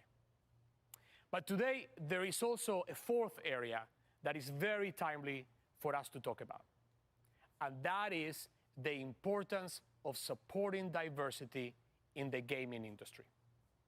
As technology stretches the boundaries of what's possible, and as the industry grows, the players and the fans are more diverse than ever. And so a different sort of innovation is required. With this shift, and this is something that is very close to my heart, actions to increase diversity and inclusion within the gaming community are more important than ever, more urgent than ever, especially those supporting female representation. Diversity has become a major force driving the industry forward. And as the players and their fans who are consuming these products become more diverse, it makes a lot of sense that the people who make the products, so the developers, should also reflect that diversity. I am a firm believer that change starts with action. And we are taking action together with Riot Games. In March, we partnered with Riot to launch the Valorant VCT Game Changers Initiative. It is a fantastic program that elevates women and other diverse groups within the esports community. And most importantly, it inspires the next generation of players. So to talk more about the need for increased female representation, I am thrilled to introduce now the executive producer of Valorant, Anna Dunlon. Anna, welcome. Diego, thank you for having me. It's so great to have you here. I've never been on the E3 stage before. This is really exciting. Well, I'll tell you, that makes us 2 because this is my first E3 too, but I'm very excited to have you here especially because you are one of the most influential women in an industry that is predominantly male, from players to developers to heads of publishers. So I really was looking forward to this conversation and ask you, what are some of the biggest challenges you see for female players and also for those that are trying to build their careers in tech? It's a great question. It's an important question. And I really like that you're asking it from both angles. So when it comes to competitive gaming, women still find themselves at a huge disadvantage. And it has absolutely nothing to do with skill. It's because they can't focus 100% on the game. Instead, they need to spend energy dealing with all the harassment they face. And having experienced it firsthand myself, it can be daunting and it takes away from the focus of the actual competition. And how is that fair? No, it's not fair. It's not fair at all. It isn't. And it's something we spend a lot of time discussing on Valorant and at Riot. And you know, it's not a terribly easy problem to solve, but the problems we're solving are rarely easy.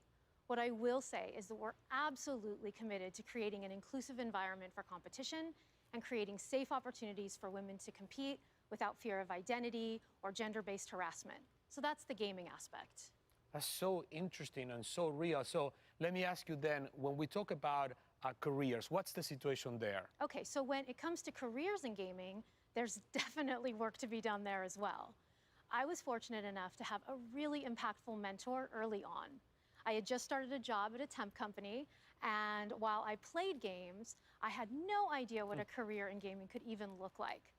And then at this gaming company, one of the women I was working with told me she thought I had what it took to become a game producer.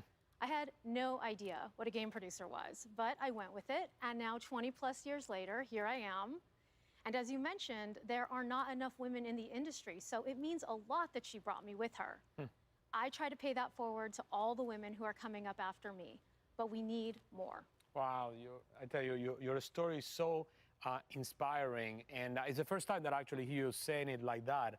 So thank you, and it just reinforces how important mentorship is. So a little bit of a follow-up to the previous question, but how can both then technology and commitments to allyship play a role in the changes that we still need to see in the industry? So I'll tell you, one of the most exciting parts of being a developer is that I get to be part of creating the future of Valorant.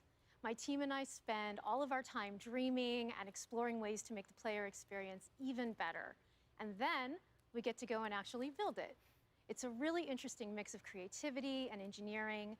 All of the technology you've mentioned on stage today is impacting how we work and what we're able to create. So please keep those advancements coming. When it comes to specific changes that need to be made to protect women in competitive gaming, we absolutely need to keep investing and prioritizing innovations that help fight against harassment. And honestly, the gaming community needs to take a more active role in the community that it's creating.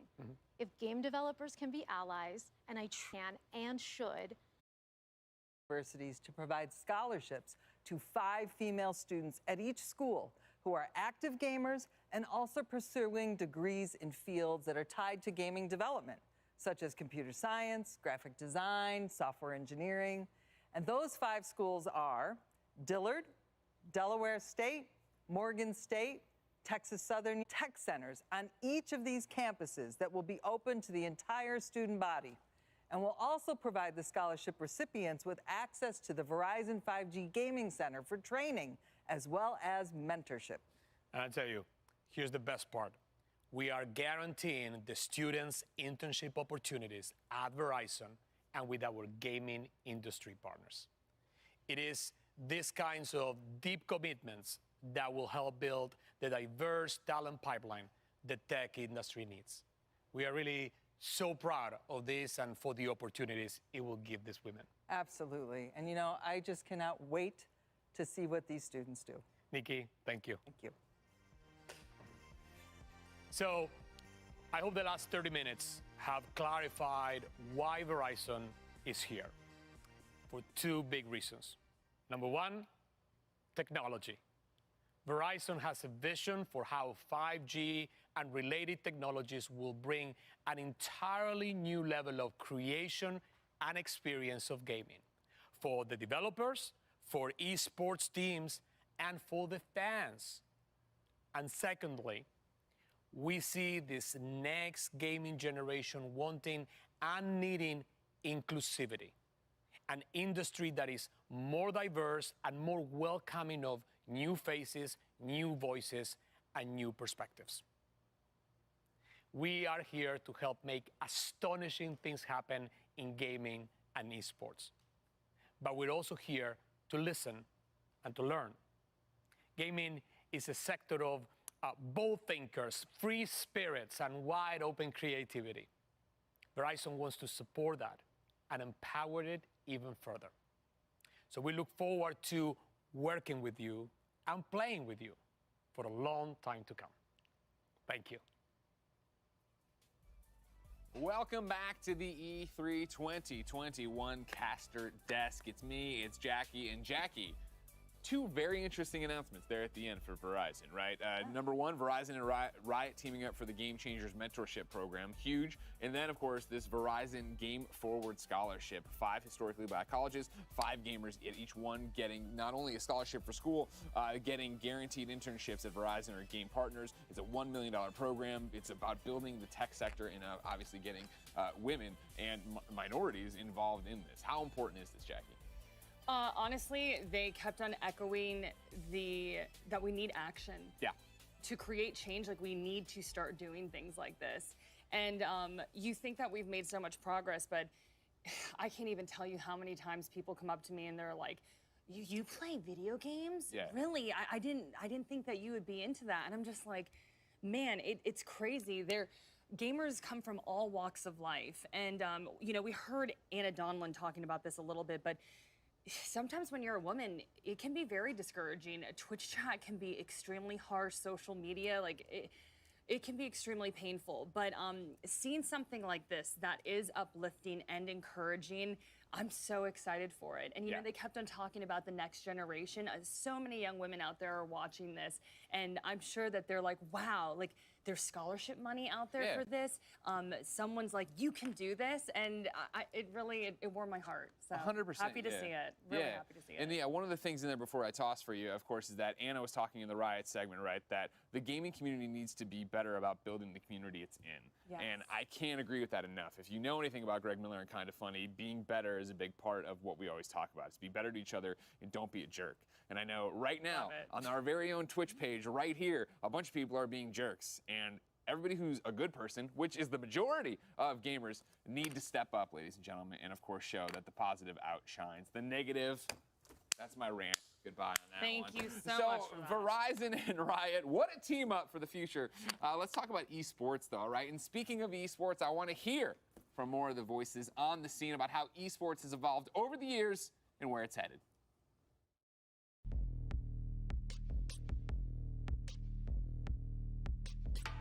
For the longest time, I didn't even tell my friends and classmates in school that I was a professional gamer. Back when Blockbuster was still open and we had MLG events. People that organized tournaments, and people used to drive around vans with computers and off their own money just to set up these LANs so people could play, so there could be an experience of, people gaming against each other. And I would go to my local Blockbuster and compete in getting the high score in different Nintendo games. And I would always win. I always compare it to like a fight club, underground, like super secret. And over time, it's blown up. The industry and the people in the industry who were once, made fun of for being nerds and playing video games and, the stereotypical living in their mom's basement, are now the cool kids on the block. And I think now that we, as people that are involved in gaming and esports, can actually dedicate our time properly to this, that shows me just how far we've come. Once I started to play competitively for League of Legends and realized there was an opportunity to also bring kind of my heart and my energy for the game and make it lucrative, I had to follow my heart. I'm just very excited to see more and more people being able to turn their hobby, turn their passion into their jobs and making a living out of it. And now you can legitimately be a kid and tell your parents, like, hey, I want to be a professional esport player. Day to day, I wake up every day and I'm just really happy to get to play games for a living. There's Fortnite players that are 13-year-olds that I know who have the work ethic and drive and put in the time and effort like a job more so than even my friends who have full-time jobs. In the beginning, it was like nerds play video games and jocks play sports, but now you have like NBA players and NFL players that are streaming and making videos. People are now coming out about it, like, come out your gamer closet self. You know, it's not, you're not a geek no more, you're not a dork, and if you are, that's cool now. When I was a young girl, you know, I was playing 2K a lot, and I never thought I would see myself in the game, and boom, there I am. I'm able to drop 40, 60 with myself and actually look like myself. It's really started to mesh together, and it's created like my perfect little child. This sports mixed with video games is like pretty much been me my whole life, but now the world can see this. I think that's what makes esports so compelling, is that there is an opportunity for anybody, no matter where you're from. Anyone can be a gamer. You know, you're not capped by your physical attributes. It's pretty easy for people in esports to gravitate towards underdog stories. I think people love those, and there's a reason, because I think many of us in esports have felt like underdogs ourselves. Growing up in a children's home without a support system, family, financial means, I just never thought that following my dreams was on the table for me. Like, that just did not seem reasonable. Now here I am. I turned my passion into my job. I love my job every single day. I met my husband at a gaming event, and I made lifelong friends. And I found my place, and I found a family along the way, and I couldn't be more grateful. I can't imagine with how far it's come to see the next couple phases, but I don't think the hype behind it is going to slow down anytime soon. I mean, I just see it going up. Content creators booming, just becoming so much bigger than before, new games releasing, more esports, more involvement and acceptance. Like, I think it's going great, and I don't think it'll stop growing anytime soon.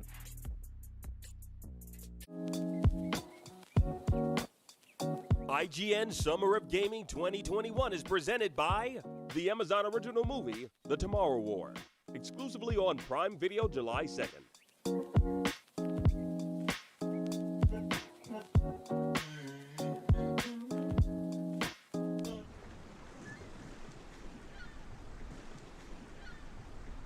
Everybody loves watching a speedrun of their favorite game, but what if you got a chance to peek into the mind of the developers behind those games as they watch their hard work get completely destroyed right in front of them? What is happening right now? That's exactly what happens on every episode of Devs React to Speedruns. We invite you to ride along with the developers as they watch, react, and enjoy some of the craziest gameplay by the most skilled speedrunners on the planet.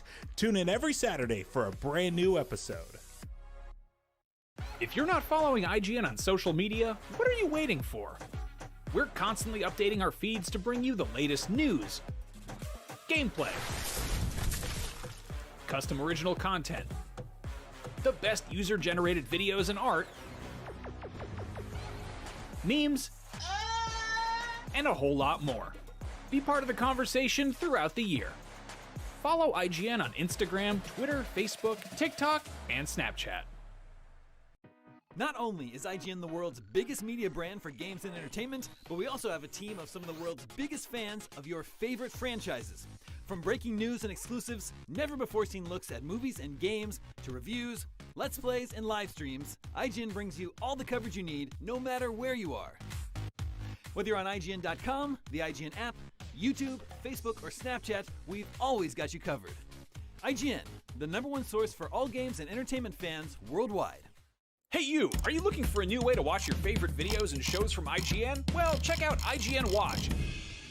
Welcome back to IGN. It's our new app that's all about video, because there really just aren't enough video apps these days. I get to unbox this PlayStation 5. Follow subjects you care about, play videos in the background, or send them to your TV via AirPlay or Chromecast. I gotta get one of those. Download it today from the App Store or Play Store, or both. We're not your boss. IGN Watch. Check it out.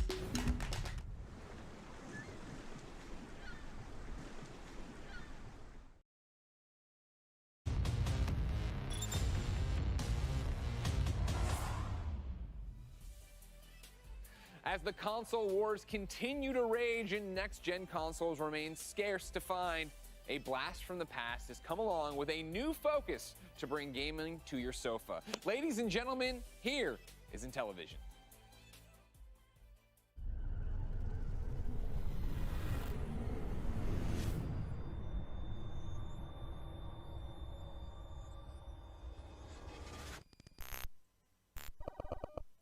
Hi, I'm Tommy Tellerico, and what an honor it is for Intellivision to be a part of this year's E3. I want to personally thank the ESA for having us be involved. And we have seen some incredible stuff. What a great time to be a gamer. I've been in the video game industry for over 32 years and have been a part of the creative teams that have made some of the greatest video games of all time, including things like Disney's Aladdin, Earthworm Jim, Tony Hawk Pro Skater, Metroid Prime, Guitar Hero. I'm even the guy who did the oof sound for Roblox. Don't hate me. In fact, I own the Guinness World Record for the person who's worked on the most video games in their lifetime. My mother's very proud. But I'm here today to talk about Intellivision and our brand new video game console, Amico. Now, Amico is the Italian word for friend, and that's basically what we've designed our entire system and games around. That friendship, that multiplayer, that couch co-op experience. See, when I was growing up, we didn't have the internet to play video games, so if you wanted to play with somebody else, you went over their house or they came over to your house. It was everybody in a room. In fact, I bet if you're a hardcore gamer, you're probably like me, and I bet your fondest memories of playing games were when you were playing with other people in the same room together. That's what we're all about. Now look, I'm gonna be honest, for a lot of you out there watching this, I'm not gonna impress you with our teraflops and gigawatts and screaming processor and incredible lifelike graphics. That's not what we're about. What we are is a really simple, fun party machine that you can bring out when maybe some of your non-gaming friends come over. Maybe you have a husband or a wife who isn't into gaming as much as you are. Maybe grandma comes over and you want to play a simple motion control game or a card game or a board game, dice, whatever it is. See, all of our games are built around fun and simplicity. That's the most important thing for us, and gathering people in a room together to do it. Here at Intellivision, we've assembled an incredible, passionate team of game makers who have over 600 years experience making some of your favorite games. Everything we do, we focus on bringing people together and having simple fun. In fact, we've designed our hardware entirely around those two things. So for example, our controller is really unique. It has a color capacitive touchscreen on it. It really comes in handy when you're playing others that might not be as good as you in gaming. So it's a great way to give them little hints. For example, here in Shark, whoever's in last place, it will vibrate because we have haptic as well. And then it shows the color of the clam that's going to release the next big bonus pearl. So only that player will get that information. And also, having a screen on every single controller gives you a lot of really cool and unique abilities to do game and game designs. For example, everybody has their cards and they can hide it in a game like Spades. And here you'll see it on Farkle, another one of our 6-pack-in games that you get free on every console. You can shake it and you'll feel the vibration. We have haptic feedback. And watch, you pour it out, boom, and the dice pour right out onto the screen. Motion controls are also really important, especially for casual gamers. So a lot of our sports and recreation, for example, will use that kind of motion control. You'll see here with Cornhole, you're throwing the bag into the hole. By the way, this is another game that comes free on every console. Now our main disc is really unique as well. Most directional pads have 8 positions, up, down, left, rights, and the diagonals. It has 64 directions and touch sensitivity as well, so the harder I press down, it'll affect gameplay. Here's a feature I think a lot of gamers are gonna love. I can take my controller, I can go over your house, dock it in your system, and because it recognizes that it's my controller, we can now play all of my games that I own on your system at your house. As long as my controller is there, my games are there as well. Another cool feature that we incorporated is wireless contact charging. So once you're done with your controller and your game's over, you just dock it right back into the base and it charges for you. Another unique feature of Amico is that we have interactive LED lighting all throughout the console itself, the base, and all of the controllers. We also have RFID built throughout the entire console, which means you can get a gift card, for example, tap it on the system, and it shows up immediately. You know what's really cool about having the focus be people playing together? I'll give you an example. Astro Smash is a 4-player game. At any point during the game, somebody can pick up a controller and just hit the ship they want and go right into the game at any point. Now, for all you collectors out there, you'll be happy to know that not only can you download games digitally, but we also have physical media as well, and we'll be releasing more information about that later this year. Now, here's something I think a lot of gamers are going to appreciate. We don't allow any loot boxes, in-game purchases, in-app advertising, or paid downloadable content. But what we do have is an online leaderboard system for most of our games where you can go in there and check your scores against your state, your country, the world, or the month, the year, and of all time. And those scores tie into our achievements as well. So if you have the high score at the end of the month of your country, we're gonna email you a certificate that you can go print out and hang on your wall. Now, as we all know, the most important part of any video game system are the games themselves. They all have to be super fun to play. And that's where we really shine. In fact, all of our games on our system are highly curated. All of them contain a single and multiplayer or couch co-op mode. And all the games on our system are exclusive or contain exclusive content.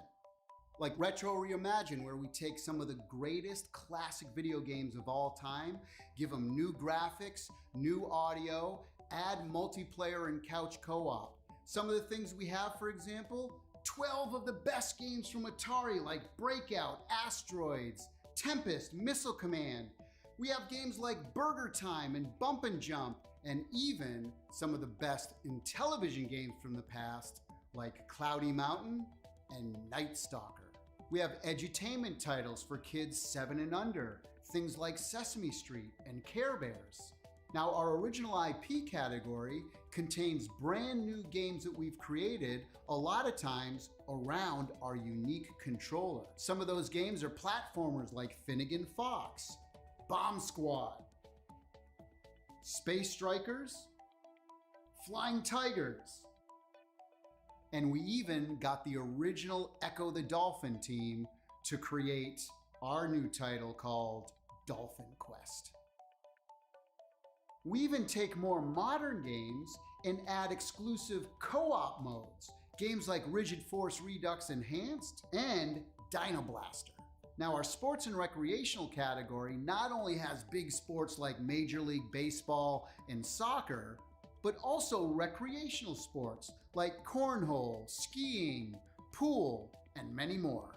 Now, our casual category contains many party games, dice games, board games, card games, things like spades, emoji charades, and even award-winning board games like Blank Slate, Telestrations, and Ink and Gold. Now, I've already mentioned some really big partnerships and licenses like Major League Baseball and Sesame Street, but we have even more, including things like Mattel Hot Wheels, Harlem Globetrotters, and so much more.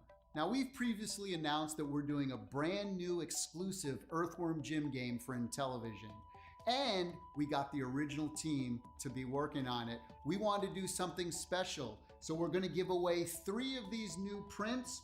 All of the team members signed it. All you have to do is email cow@intellivision.com with the subject line, Groovy. You have till the end of June to do that, and then we'll announce 3 winners at the end of the month. Well, thank you for spending a little time with us here today. Hopefully, as you can see, our approach is a little different than everything else that's out there, and we really don't view others as competition.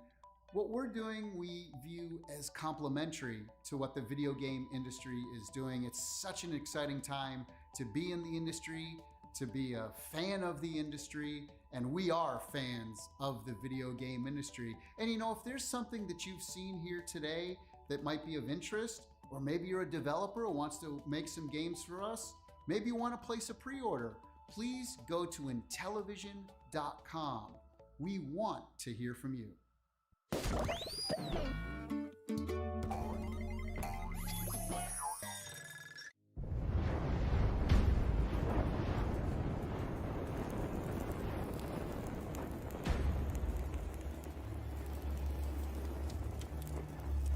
You all know the target. Shiva's dominant. And only the dominant. How do we even know the girl will be among us? Our kind do not question orders, we follow them. Sergeant, let's summon their icon. Icon? That thing's a bloody mountain.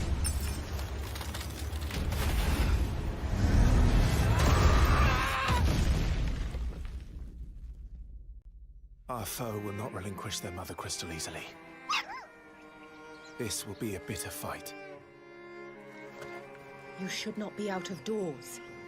We have discussed this. Come, Joshua. Your father will be expecting us. I am Joshua's shield. I'm sworn to protect him.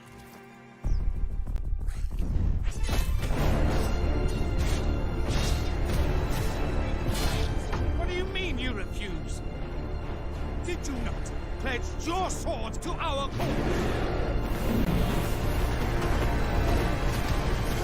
What does it matter? It was the Dalmex who drove back the Crusaders in the Battle of the Twin Realms, was it not? Without the blessing of the Mother Crystal, we cannot defend our realm from the spread of the Blight.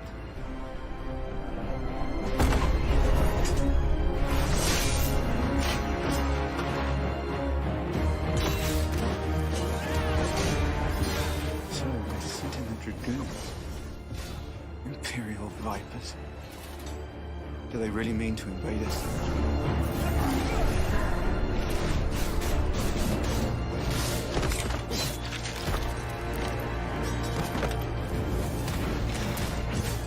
It's the Archduke's son. Phoenix. Joshua! Stop this!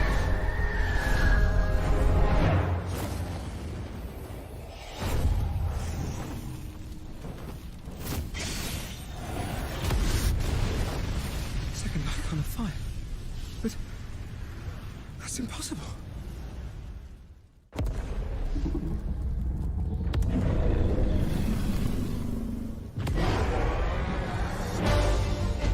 The legacy of the crystals.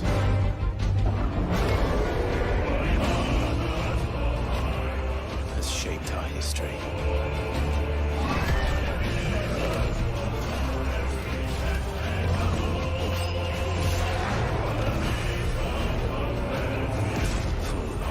Enough.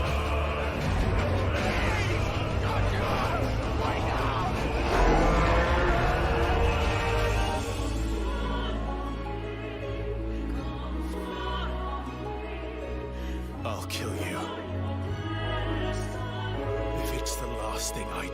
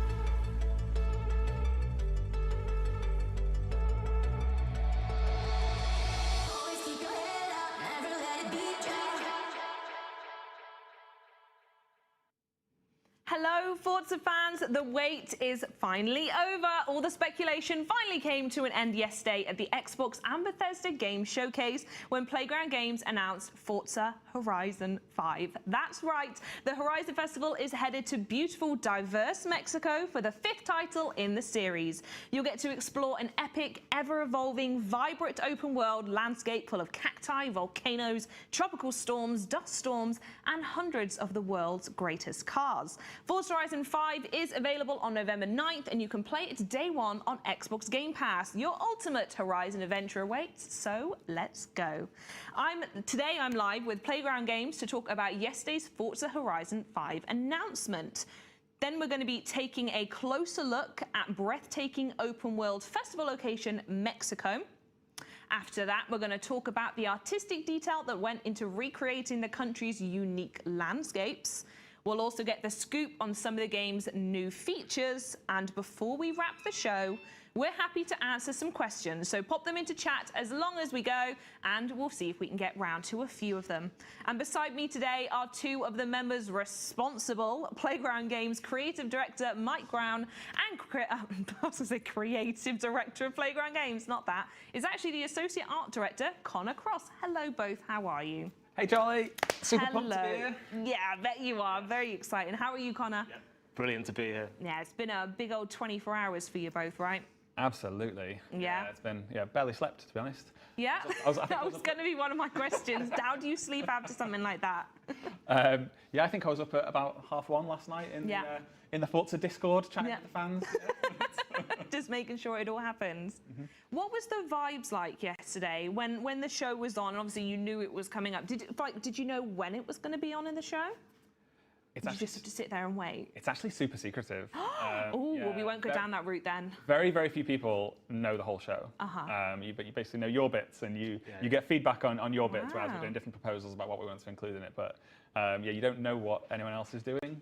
And they'll kind of say things like, oh, it works really well in the context of where it is and the games around it. You're like, okay. Is there anything we should change to make it better? And they're just like, no, don't worry about anybody else's. It's like, okay. And then it appeared, and then that was it. The game was out in the world. So tell us more about Forza Horizon 5 then. What is it? What are we expecting here? Yeah, it's the biggest, it's the most diverse, it's the most fun Horizon. Yeah, it's the biggest open world we've ever built. It's got an incredible new suite of social features, which just make it such a fun, engaging, and compelling social experience to hang out with your friends. And yeah, just couldn't be more excited to share it with the world yesterday. I can't wait to unpick it. And Connor, we're going to come to you first, actually, because one of the things that everyone on social media was talking about yesterday is about how phenomenal Forza Horizon 5 looks, with some of them even saying it's the greatest looking game of all time. And as the art director, how does that feel? Everyone's saying these lovely things about what you've been doing. Great. Yeah, it's we've got such a great team here at Playgrounds that really know their stuff, and have been and we're working on Mexico. It's Mexico, and just looking at all the ecotypes that we're working on, every single one is so beautiful that when you pull that together, it makes such a, as Mike has said, diverse but absolutely breathtaking set of visuals there that I can't wait to show more of. And it's sort of one of those things where it's Mexico, like it was going to be a really easy job to make it look beautiful, right? So, oh yeah, definitely. Absolutely. Yeah, we're going to unpick more of that, but let's have a look at some of the excitement you guys shared on social media yesterday, with our first tweet here being from Roby4TV, who was sort of just excited that it was true. What's that like? What's the reaction that you guys have seen of people finally getting relieved that it's happening, it's here, and it's also only in a few months as well? Yeah, I mean, even though we play the game, the game's a load of fun. Yeah. We think it looks great, but I can't tell you what the anxiety is like going into that show and not knowing how people are going to react to it. And also not knowing, like, is anybody else doing an open world game in Mexico? They could be. Yeah, fair dues. You never really know, do you? So it is. Yeah, the anxiety levels are crazy, but as soon as it happened and my Twitter feed fills up, my phone nearly exploded. I sent you a text and you didn't get back to me for hours. So we've got another tweet here from Slaptrain. It says, holy Forza Horizon 5, let's go. So many new things. There are indeed. We're going to talk about some of them today. But yeah, I mean, there's a lot of things to come, right? Forza Horizon 5 is huge, as you've already said. Oh, yes. Yeah. Oh, yes. Lovely. Up next, we've got Confucius Max, who says 5 is in Mexico. Yeah, I need that ASAP. So we're going to talk about this in a moment, actually. But it seems like a lot of the excitement has actually been because it's Mexico. Is that something you're really, really happy that you've seen fans have really cottoned on to? Not the fact that it's another game, but that it's Mexico. Totally. Yeah, it's one... Because we've, throughout the development of Horizon 5, have been really, really getting deep into Mexico and really kind of falling in love with that country. And it's just so exciting. The perk of the job, right? Sorry? The perk of the job. And it's just so exciting to see other people feel that love as well. As soon as they've seen it, I think everybody certainly every reaction I saw was super pumped, thought it looked great. Yeah. And it's just really reassuring to know that other people love Mexico as much as we do. Brilliant, lovely. And our last tweet is from Hugo, who says, I'll read the bottom one, the most beautiful graphics ever in the history of the gaming world. I'm guessing you both agree, right? You have to, right, Connor? Otherwise, there's a lot of question marks on you, really. I'll nod. Yeah. No, I completely agree. The trailer was absolutely stunning, and what a perfect time. Why don't we have a look at the trailer we've all been talking about? Here is the Forza Horizon 5 announcement trailer.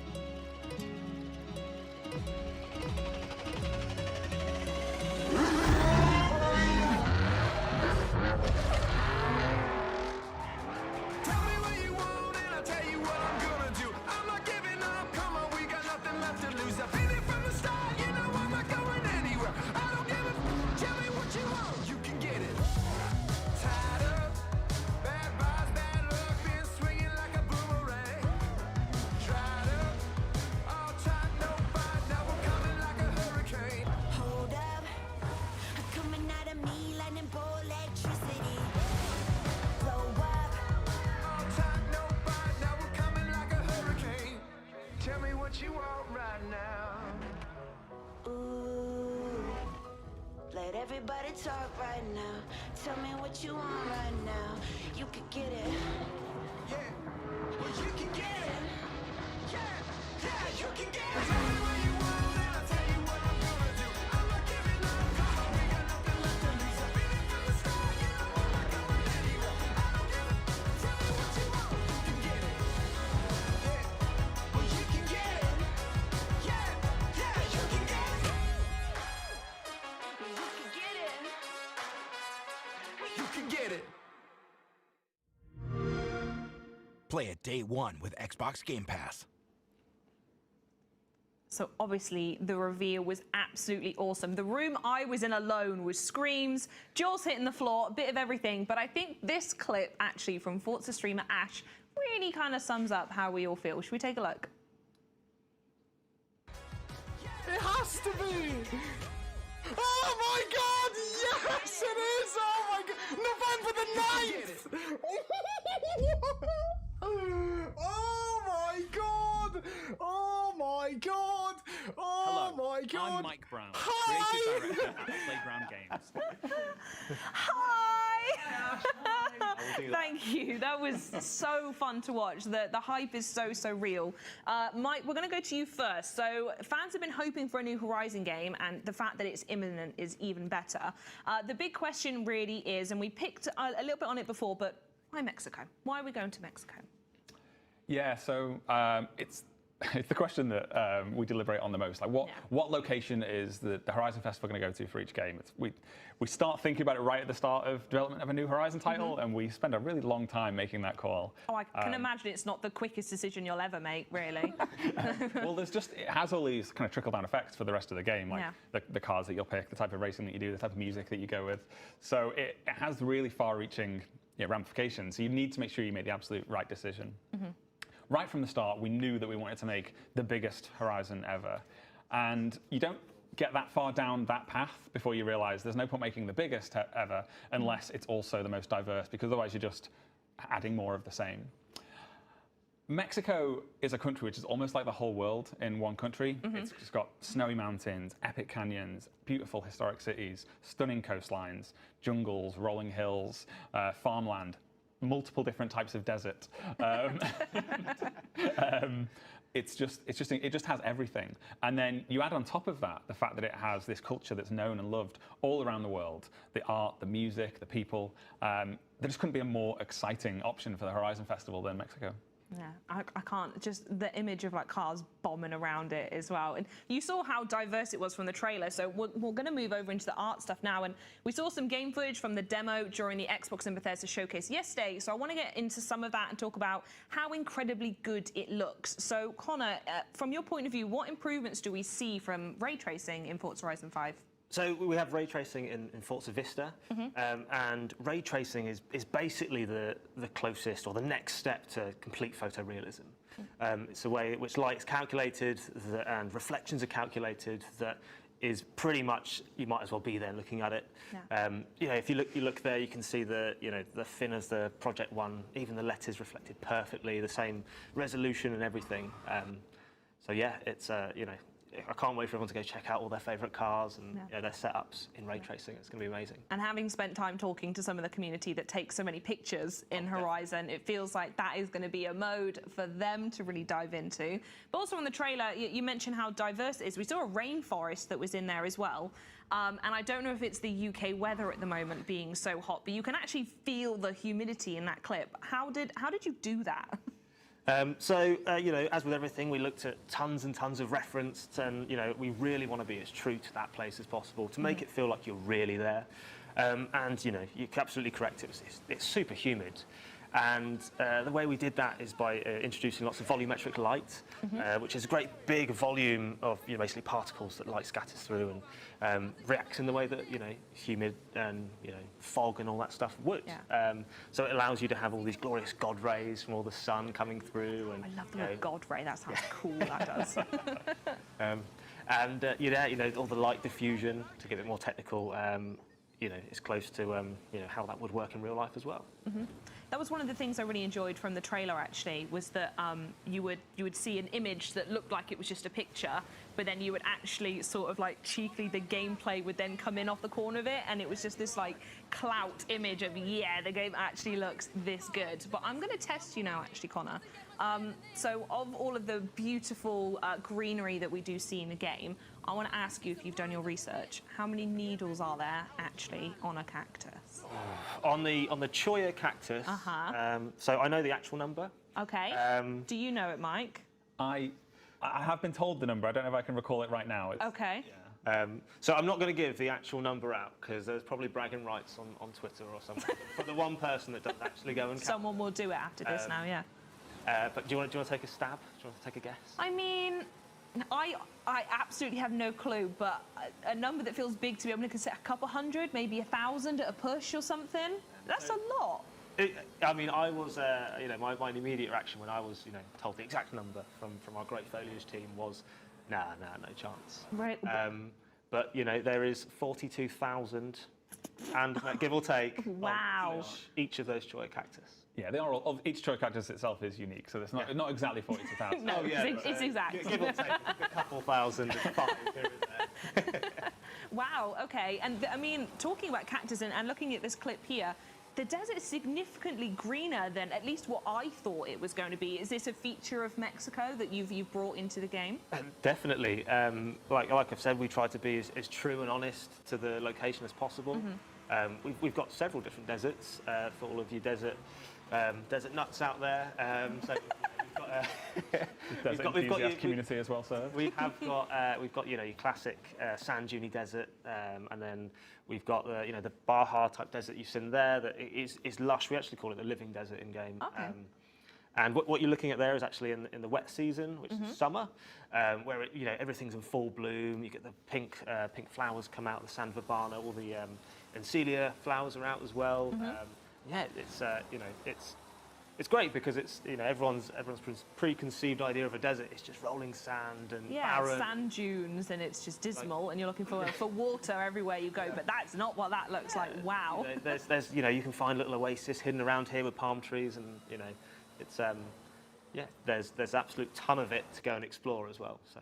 Lovely. Now, obviously, I know what photogrammetry is, but for anyone listening, obviously, but for anyone listening at home who may not have heard that term yet, could you let us know what that is and how it comes into play in Forza Horizon 5? Sure. So photogrammetry is basically the process of taking hundreds, if not thousands, of photos of a thing you want to recreate from every single angle, and then we basically compile all of that in some software and just put it in the game. And we do that for a lot of things. So, you know, like all these rocks here. Yeah, that bit there, that was the bit I was talking about in the trailer. Ridiculous scenes. Wow. we do it for everything, all the way down to roads, just to try and capture it as honestly and as authentic as it was when you found it. Yeah. Yeah. It's gorgeous. I do have to ask though, I know you guys take your research very seriously, so who had to climb up the volcano to get the data on that one?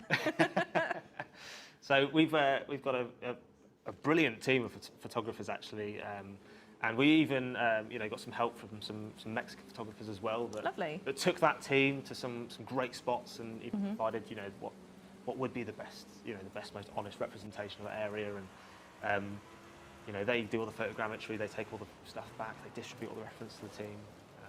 So they're very fit now. Yeah, I bet they are. Yeah. Yeah. Yeah, lovely. I mean, we're looking at the city here as well. This sounds really silly. Is it actually that colourful? It looks incredible. I've never been there, but would you look at that? It definitely is. It definitely is. Lovely. Yeah. We've sampled all of the colour from real life locations as well. But one of the other cities we've got in the game is Guanajuato, and we've done exactly the same thing there, where we've sampled every single colour. They've even got beautiful red terracotta roofs that you can see from a distance. There's a fun little tidbit. Ooh, I love a fun fact. Discover that might be true. Yes. So yeah, one of our team came back and said, hey, when we're looking at these buildings, they're actually all slightly, they're all slightly different colours. But the law, apparently, it may be a rule, don't quote me on it, is that you can paint your house whatever colour you want, as long as it's not the same as your neighbour's house. Oh, I love that. So that's resulted in some, really brilliant pinks and zany such greens. a diverse city as well, and just looks so gorgeous to drive. It makes me think of Balamori, I won't lie, but a bit nicer than that though. Anyway, you've sold me, and I now do need to go to Mexico. But before I get my ticket, let's get talking about some of the new features that we mentioned were coming up. So, what is Forza Link? That's the first one I'm going to talk about. What is it, and how does it work? Sure, yeah. So Forza Link is a new AI assistant that tracks the current status of you and everybody else in the world, as well as your current progress, like through the campaign and festival playlist activities. And the job of Forza Link is to try and just remove any friction and barriers between you joining up and playing with other people that you might meet online. So it'll track the things I like to do, and it'll track the things I have and haven't done, and it might do the same for you as well. And if it knows, for example, that we both love to do the trial, but we haven't yet done it this week, then it might prompt me to go, hey, Charlie, do you want to come and do the trial? And then you'd go, yeah, cool. And then it just groups us together, starts matchmaking, and then we go off to do that activity together. Wow, okay. In that scenario, we might not know each other, we might not have microphones, but the game's kind of try and just join the dots between people and help them play together. Make it a bit more social. Exactly. Oh, I love it. And one of the other things I loved as well, actually, is we saw in the trailer pinatas, and that's in the Horizon Arcade. So can you give us the lowdown on what the arcade is? Yeah, so the arcade is a suite of really, really fun, engaging mini games that you'll all play in a collaborative or cooperative way. They're public events, so they spawn in the world, a little bit like you might have seen in Destiny. You drive up to them, there's no loading screens, no menus, you just get automatically signed up by being in the area, grouped up with some of the players, and then you all work together to try and overcome whatever the challenge may be. In this one, you've got to try and smash as many pinatas as you can, but there's a load of other different game modes in there as well. One of my favourites is called Mini Missions, which is a little bit like Simon Says, so it just throws up a little challenge on screen, which might say jump over another car, and then you've got to try and work together with other players there to try and get your cars lined up so that you can jump over them, and that only lasts for a few seconds, and it'll throw up another challenge. Oh, I can't wait to play that one. And there was another one I saw in the trailer as well, which was it was like big bowling alley, and you were like booping into the sky off speakers. Is that another one of those? So that's not part of the Horizon Arcade. This is what somebody has created within Event Lab. So in this example, obviously somebody on our team has put this together, but this is this is the kind of thing that players will be able to create themselves with Event Lab. So someone's gone through, placed all of the things that we can see here, including those bowling pins, and then they set up a set of rules. So there's a bunch of rules that will be going on to make this game mode work, but some of the ones that I'll call out are, so each time you hit one of those pins, they've set up a rule that adds 5,000 points to your team's score. It didn't have to be a team-based game. They could have had it be a free-for-all or a team versus team game mode where you're all fighting against each other to try and smash as many pins as you can. It's actually based on the development tools that we use as a design team. Yeah, so it is a really, really powerful tool set, and one that I really can't wait to see what people create with. I could see me spending a lot of time in that, especially streaming with like getting a big convoy together and hanging out and having fun. That looks like 100% my cup of tea. And it's all incredible, and there's so much to look forward to. And I'm saying this very personally, but you guys do continue to not only improve upon this amazing series with each new title, but actually come up with new ways for fans to actually play the game as well. So we know chat has been really excited about Forza Horizon 5. So are you guys ready for some questions from them? Ooh. I guess so. You've kind of like made that sound kind of scary, though. Yeah, you're on the hot seat. Okay, so first question is from Cockney Charmer. By the way, hello, Cockney Charmer. Thank you for joining us. Can we have some convertibles, please? Yes. Yeah, there you go. Signed off, sorted. Yeah, there'll be a few convertibles in the game at launch. You'll be able to just click. Take the roof down. Click the stick. Oh, yeah. Stick the radio on, drive around the desert, sorted. Left stick in. Is it? And I think it's left stick. One of the sticks? One of those. I think you're right. I think it is. More motivated to come on which stick it is. Yeah, and then that's all it takes. Perfect. Now, we touched on this very, very loosely already, but Lone Hermit Crab asked, will there be a big city and not just small towns? You mentioned that there were a couple already when you spoke before, Connor. So we've, Mexico has got arguably one of the most beautiful cities ever, and that's Guanajuato, and it's huge. And with that, it's kind of two cities in one, and it's got a aqueduct system underneath. Ooh. So you've got all this bright, colourful, beautiful architecture up top, and then it's really gnarly, tiny little, roads that all in tunnels underneath that you can drift in and around. God, that sounds incredible. Yeah.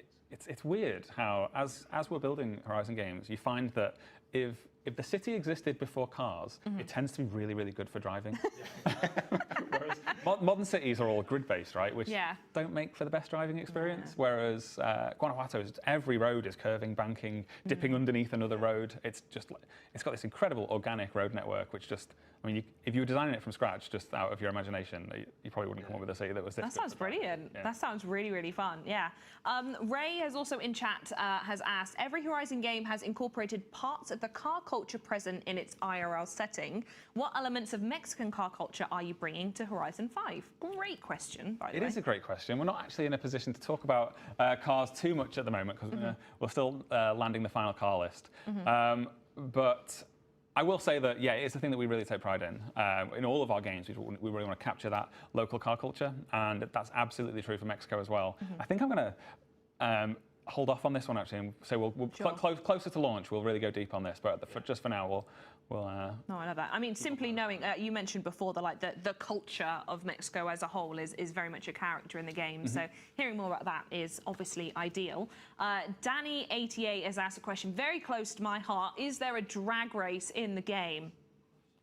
There are several drag races in the game, yep. There is one that runs through the main festival site as well, which is especially cool. Oh, yeah. Is that... I don't really know how to ask this, but what is the festival site? Is it still this sort of area that has a couple cool races in, or is it still just I don't even know what I'm trying to say. I'm just excited. I want to talk about Horizon Festival, I can probably talk about the festival. So, surprise, there's going to be more than one. But the main festival site, which is going to be Horizon Mexico, is built on a really old racetrack. So there is an awesome racetrack off to the side of it, and it's also built on a old airstrip as well in the middle of the desert. So, you've got all your typical festival stuff going on with a badass drag strip right in the middle of it, and a racetrack off to the side as well. Gorgeous. I love it. I cannot wait to see it. On-off PS chat says, do we know if the weather changes? Anybody know? I think there's two people here who might know. Can you confirm if the weather changes?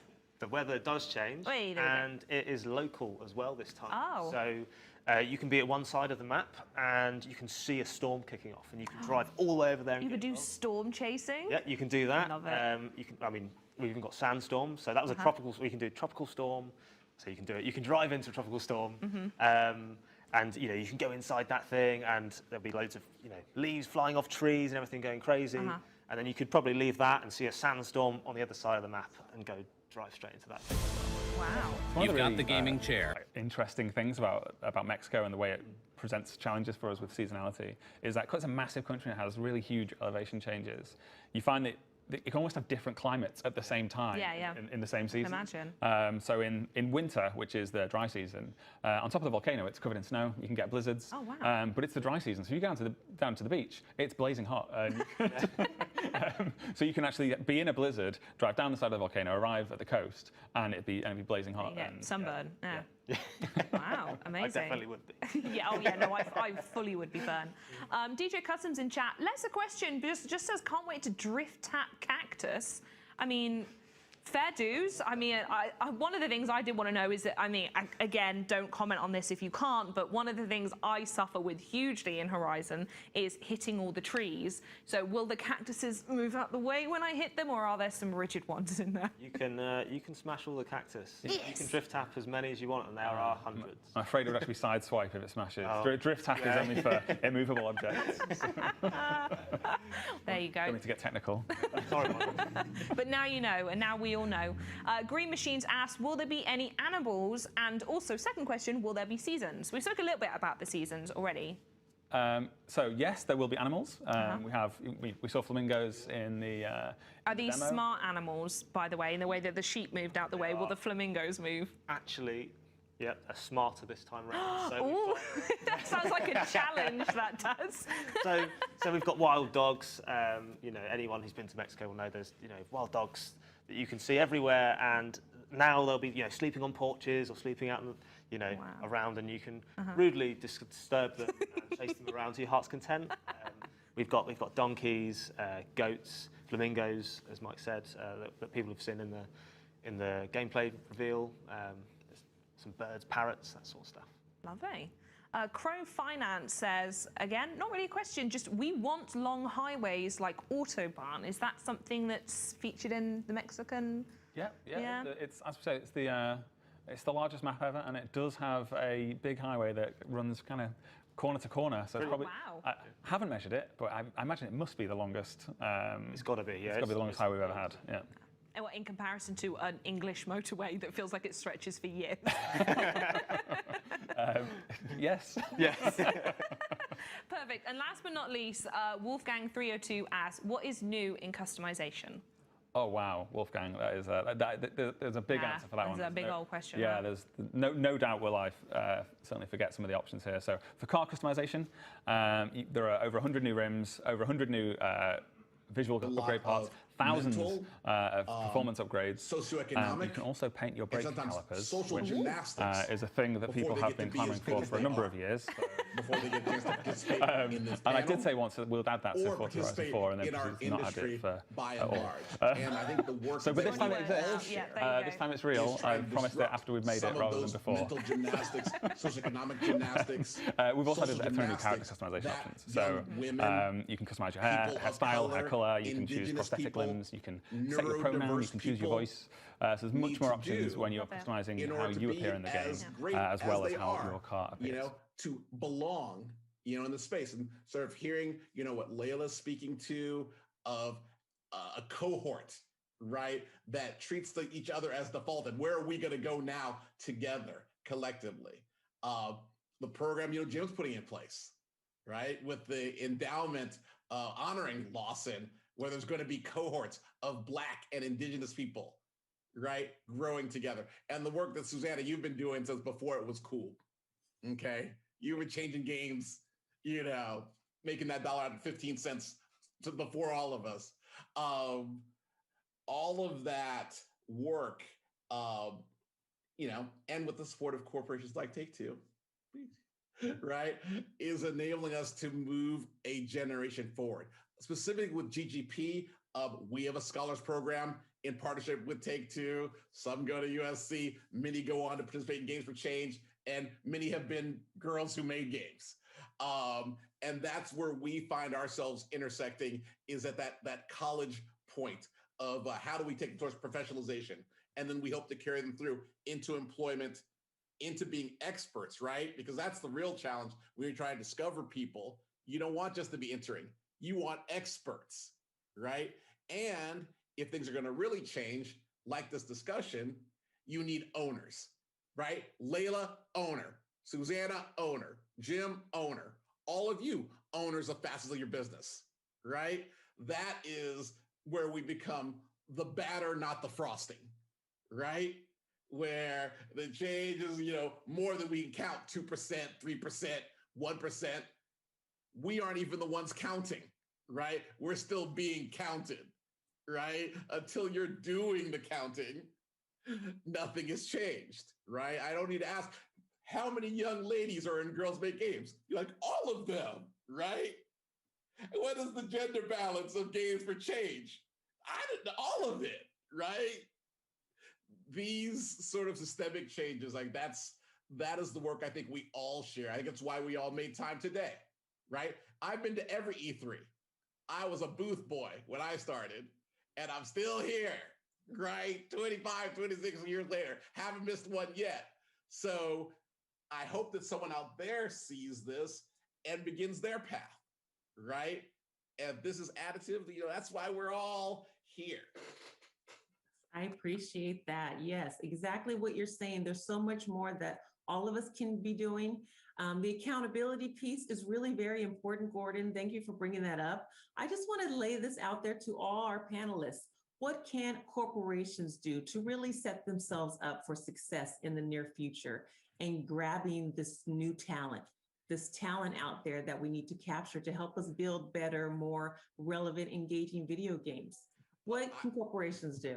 So I was thinking about this in particular as Gordon was talking about the scholarships that he puts forward. So having organizations, companies like Take-Two have to be visible to young people, not just because they're buying, they're downloading the games off of Xbox or PlayStation, but because they're there in front from the beginning.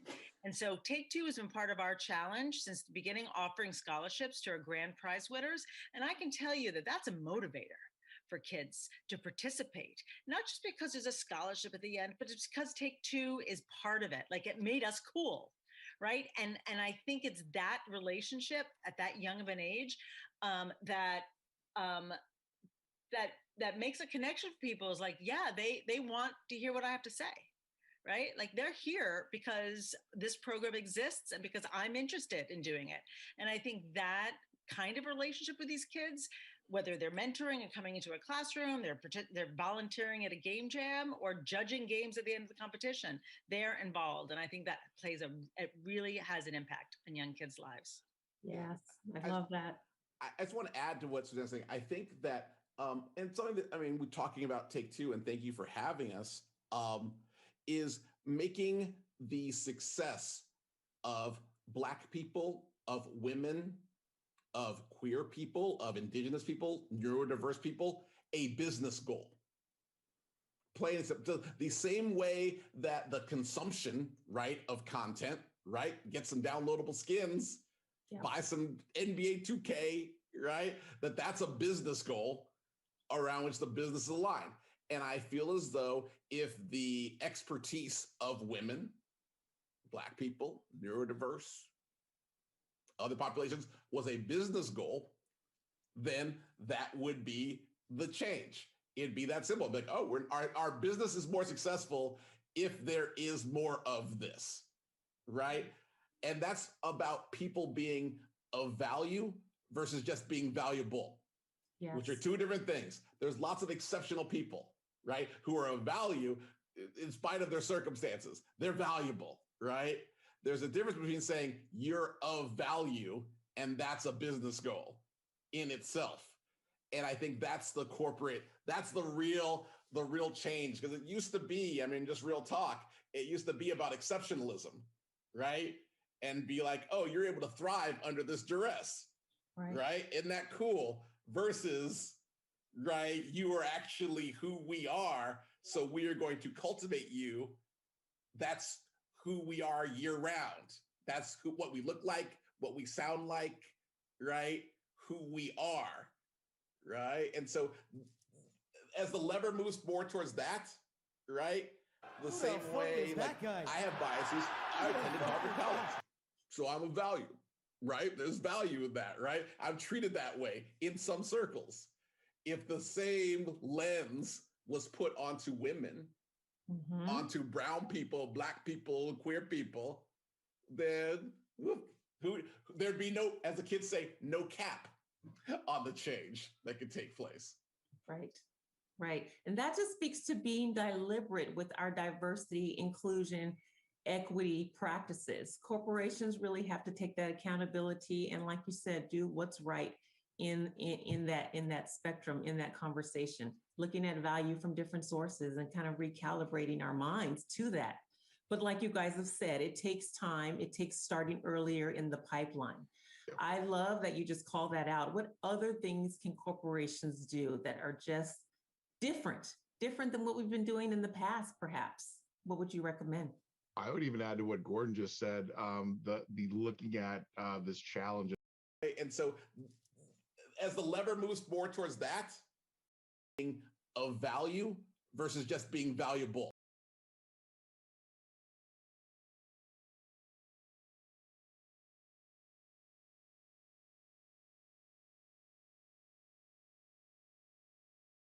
Generational issue as a business problem. What would you do? And that flipped the light switch on for me. Well, of course, like any business problem, what are my challenges? I've got gaps in my supply chain, if you will. So how do I fill those gaps in my supply chain? And really working your way backwards in a way where you're putting objectives, strategies, and tactics in place to achieve those goals from a business perspective. You're going to see outcome when it's not just, hey, here's a check and good luck with charity X. It's going to be more of, okay, here's a check. This is what we're hoping to see. Let's measure along the way and see if we're seeing progress on that. And it's the measurement of progress and adjusting in real time based on the data that you're getting back. That's where you're going to meet. That's where you're going to see the gap start to close in a meaningful way and be able to point out to other people in the industry, like, hey, this is what we can all do together. What if we scale this effort up and really had an impact on society as a whole? That mindset is really going to be what changes the tool for social change. And I think like that, I can see Susanna kind of has been on the forefront of that. And coming in as an outsider to the games industry, I was just kind of blown away that, oh my God, you can do so much. Like 9 out of 10 kids play video games. You know, not 9 out of 10 boys, 9 out of 10 kids. We're talking about literally changing perceptions and inspiring and educating generation after generation. And yet that power rests in the hand of like a select few. And I think when you think about it, not just from a corporate responsibility, but as a social responsibility, like what are we putting out there for our kids to consume? I think we need to bring in pretty much everyone, anyone and everyone who's interested in building a future together in that. So between the pie and the corporate responsibility, I feel like there's a lot that gets lost. Like, I think there's a big dichotomy between these are people that are doing good and these are people that are self-serving, but it doesn't work like that. We have to work together, and everyone does kind of go between what's good for me and what's good for everyone, you know, so. Thank you for bringing that concept up, Layla. The codependency. We are all community members in this pipeline, and we have to be active, deliberate in our processes, in our systems, how we tackle this problem.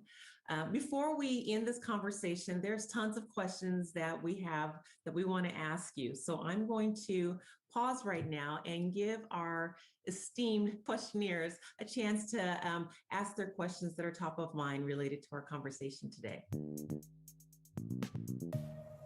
So we're going to start it off with some questions from our other video game industry experts here. We've got Carrie. She's an executive producer from Private Division.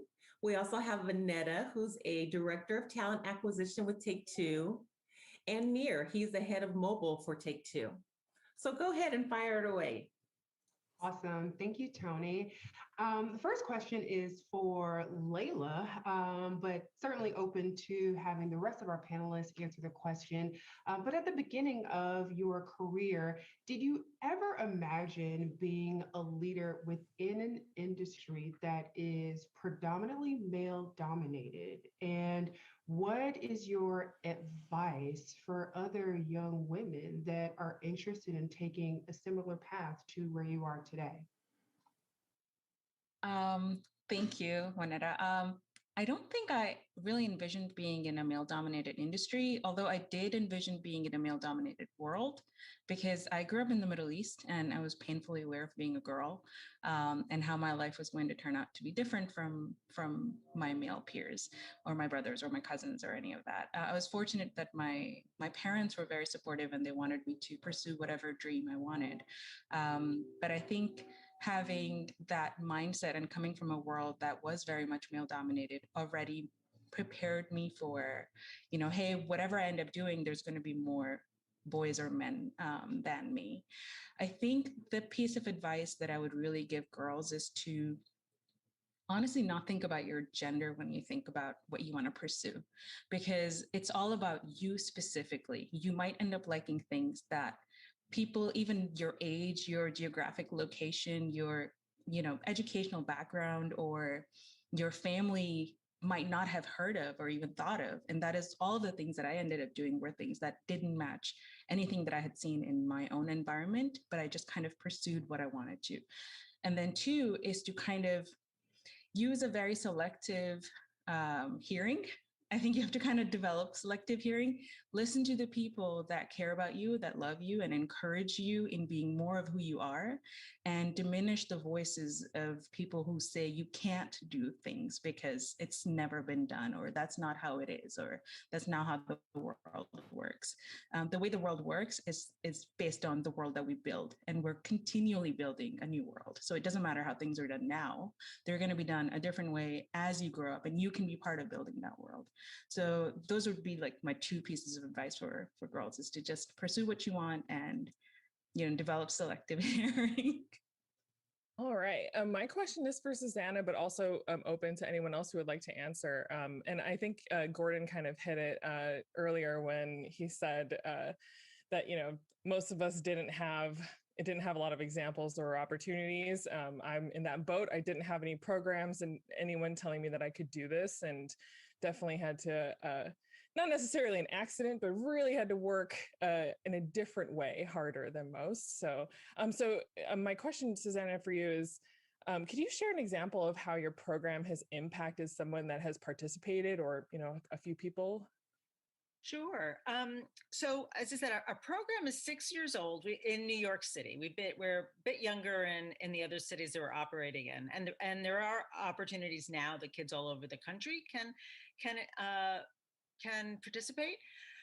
But we saw in New York a very particularly strong cohort. We're actually in over 125 schools right now in New York City, and there are some rock star teachers that have encouraged their kids to participate, their participants, year on year and year. And that to me is certainly the beginning of getting this kind of program off the ground, and particularly in schools where students usually aren't offered this kind of experience. So one, having the teachers find value and really and work to and making it a part of an annual program within their school system has also allowed students to continue with the program year on year. There's one young woman in particular who won, I think she won the, our theme category the first time round when she participated as a sophomore. The junior year, she won again. And by the senior year, she was a grand prize winner in New York City. And I hear that she then followed on with a full scholarship to NYU Game Center. Right. And it was just amazing. And I just remember she was invited to speak at the Games for Change Festival after she won. It must have been the second year. I don't think it was the third year. And she came and we were having a conversation about, the program, and she was invited to speak on it, and her father came with her. and followed her around the entire, like 2 days she was there with a camera recording her experience in this, professional environment, not only when she was speaking, but when she was sitting and watching the other people on stage. And it was so awesome to see that kind of support within her family. And I'm like, all right, you've got educators supporting this young woman, this pathway. You've got her family. And actually, since she graduated, I've seen other kids in her family come through the program. But it takes that kind of multiple supports from different directions to really support this young woman who is a woman of color from Brooklyn, who found her path, right? And she got the right supports, and she got there. And now I also understand that she's launched her own studio and is raising money, on Kickstarter. She's remarkable. That's awesome. Thanks for sharing that story. That's so cool. Nir, do you have a question for our panelists? Yeah, hi, I do. So my question is to Gordon. I'm looking at LGBTQ representation in gaming. I've been in gaming for more than 12 years, and it feels to me that representation is a bit low than what you would expect, what I see in tech in other sectors. Do you have some data or some thoughts about that? Is that the fair estimation? And if so, why is that? And what are the main challenges that LGBTQ individuals face in this industry? Sure. Well, I'll tell you a little history here. So when we started GGP about 15 years ago, which is not that long ago in corporate times, queer people only existed on an anonymous mailing list, anonymous to each other. Okay, because employment safety, which is still a concern globally, not to mention just safety, was a number one concern which all of us lived with. So, even I, back then, weird flex, but I had designed Madden Football, had already sold a company to Activision, employment safety. So that is the number one reason why. And just in this new recent history, have we begun to build the trust and value in each other so as to aggregate and to even acknowledge each other, okay? And to build systemic ties to companies like Take-Two and others to move from hiding from the industry, right? Escaping from the industry, to affinity, right? Right? To employee resource groups and corporate leaders like Tony existing, right?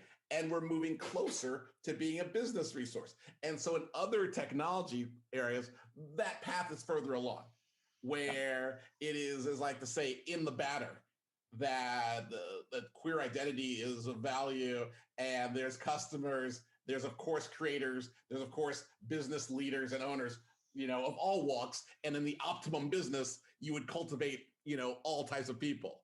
As a game craft, we are still in generation one. You even asking this question here, you are a wild pioneer. You are the out there with your machete chopping down bamboo to even ask this question, which presumes that LGBT people would be employed, okay, and then in communication with each other, right? In communication with each other across different companies, and in any sort of ongoing concern. So welcome. Thank you for asking. For those of you at home, we have a Discord and a Facebook that you can all join and participate at any time, or you can reach out to me directly on Twitter, Gordon Bellamy. Wherever you may be on or off your path as an LGBTQIA person or an ally, right? Because I think that's something we've all discovered. And I think whatever population you are part of, whether it be across gender or race or expression identity, is that you don't have to be a member to care, okay? You don't got to be a member to say this is an important issue. And in fact, a lot of the work that we do at a corporate level is saying, hey, you don't have to do all the work, right? You know how to push the rock that's sitting on you. We're going to help you push that rock that's on you. It's not on me, but I can help push, right? Because I can see it. It's on you. And so asking these questions, corporate support, time, right? 3 T's, time, talent, and treasure, will move this discussion forward. I hope that answers your question there, but otherwise just get at me. I can, tell you more. And anyone else there who's watching, we can tell you more in greater detail. Gordon, I know your company has some things going on in the few months. Oh, can you sure. talk about some of the activities you guys have? Sure. So we have most of our content now, in addition to our Scholars Program and our community service that we do with Take-Two, is streaming. So we stream front page of Twitch and we bring it to YouTube, content around equity, inclusion, belonging. And not just LGBT, we just had our second Indigenous Game Creators panel yesterday. Big hit, because you know what? Indigenous creation has always been here. In August, we're going to be doing our first GGP Honors, which is going to be honoring the best in diversity, equity, inclusion, and belonging in our craft. So we're going to be lifting up the people who do the work, right? Every day in our ERGs, in our executive suites, like Dr. Liggins, right? These people need to be cultivated as well, right? The same way that we cultivate engineers, artists, and other things that we value, right? Things that we value need to be cultivated. So we're going to begin to do that work August. Tune in, front page of Twitch. It's going to be a mood. Hope you're all there. Awesome. Thank you. We probably have time for one more question, so let's go for it. Who's got their last burning question for our panelists? Oh, I have several questions. Burn. It's one, we'll just speak. I have to come from the affinity group, ERG, BRG perspective. So Gordon, thank you for touching on that. So this question is for both Jim and Gordon, as someone that represents a member of an ERG as well as a leader of an ERG. What advice would you give ERGs, affinity groups, BRGs that are either just starting out or those that are established in organizations that are looking for ways to further embed themselves into the business, so that batter versus the icing that you're talking about?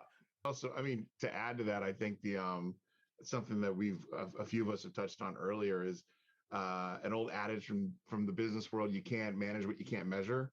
If you don't have a way to see how your progress is evolving over a continuum, you're kind of just going, well, I think something's working, let's just keep doing that. And business people, myself being one of them, don't respond well to that. It's just okay, let's just keep investing in a thing that I don't know the results of. You need to be able to go back and say, hey, this year we were here, this following year we were here. Here's the, not only have we seen a positive impact on the investment or good ROI, but we also recognize the fact that the partner and partners that we're working with are making moves and making investments into the future that they're saying that they want to see. The positive feedback loop of being able to say, here's data that shows that what we're doing is having an impact on our objectives, and rewarding that partner or those partners for that investment and for that support. That's really key to building a positive feedback loop around investing in diversity, equity, and inclusion. Yeah, what Jim said, but I'd still say make it mobile. God, if you could move that needle like 0.2%, anything, you can't get cut. You can't get cut then, right? There's no way, no one can say budget's tight when you're moving that needle 0.2%, right? No, the scale at which we all operate, it's pretty staggering when you think about it. When you aggregate how much revenue and profit goes and gross profit goes in the games business, for a meaningful moving of the needle of DEI, comparatively speaking, it's not a huge amount of money. It's to have a really big demonstrable impact, measurable impact.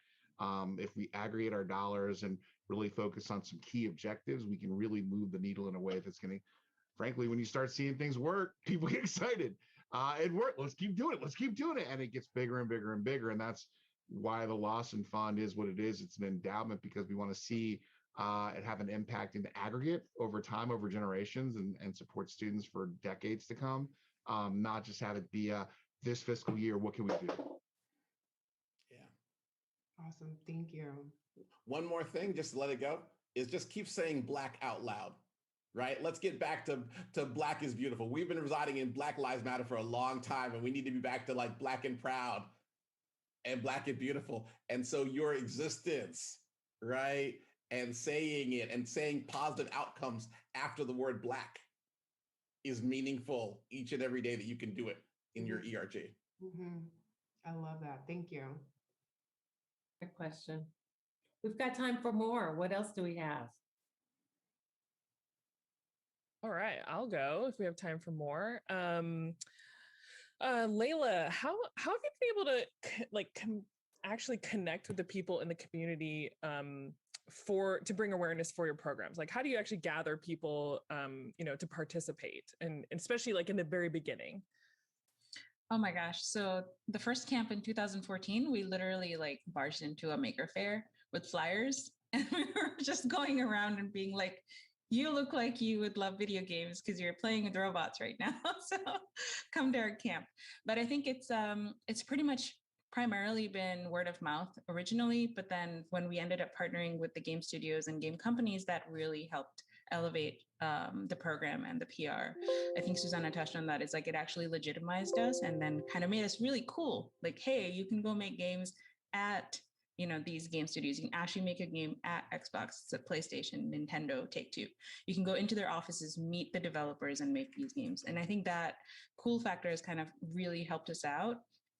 When it comes to speakers and people who want to mentor and be involved, that's been a lot easier because, a lot of our teachers end up being college students themselves, and they come back and they'll say things like, I wish this program existed when I was younger. It sucks I couldn't go to it, but at least I get to be a part of it and give back to the kids. And then same thing for mentors and speakers. There's so much interest in wanting to give back and wanting to welcome new voices into the industry. We haven't really had to do a lot of pushing. In fact, we get pulled in a lot of directions. I was talking to my team the other day. I was like, this is a very fortunate problem to have where we're getting pulled in 100 directions because we're needed in 100 directions, as opposed to us telling people that, hey, this is important, pay attention, and, look at what we're doing. So I would say it's been very organic, and really the tide is turning. We're building a new industry. We're building on the industry that we have, but we're also building a new part of the industry together. So it's really exciting. Thank you. Thanks, Layla. And thank you to our panelists. You guys have been very inspirational, very thought-provoking, and have left us with a lot of great tidbits to take away, to take back to our corporations and our respective organizations to really make a deliberate impact in our community that we're building and this whole world of diversity and equity and inclusion in the video game industry. So thank you all. Thank you, the viewers, for joining, and have fun at the virtual E3 conference.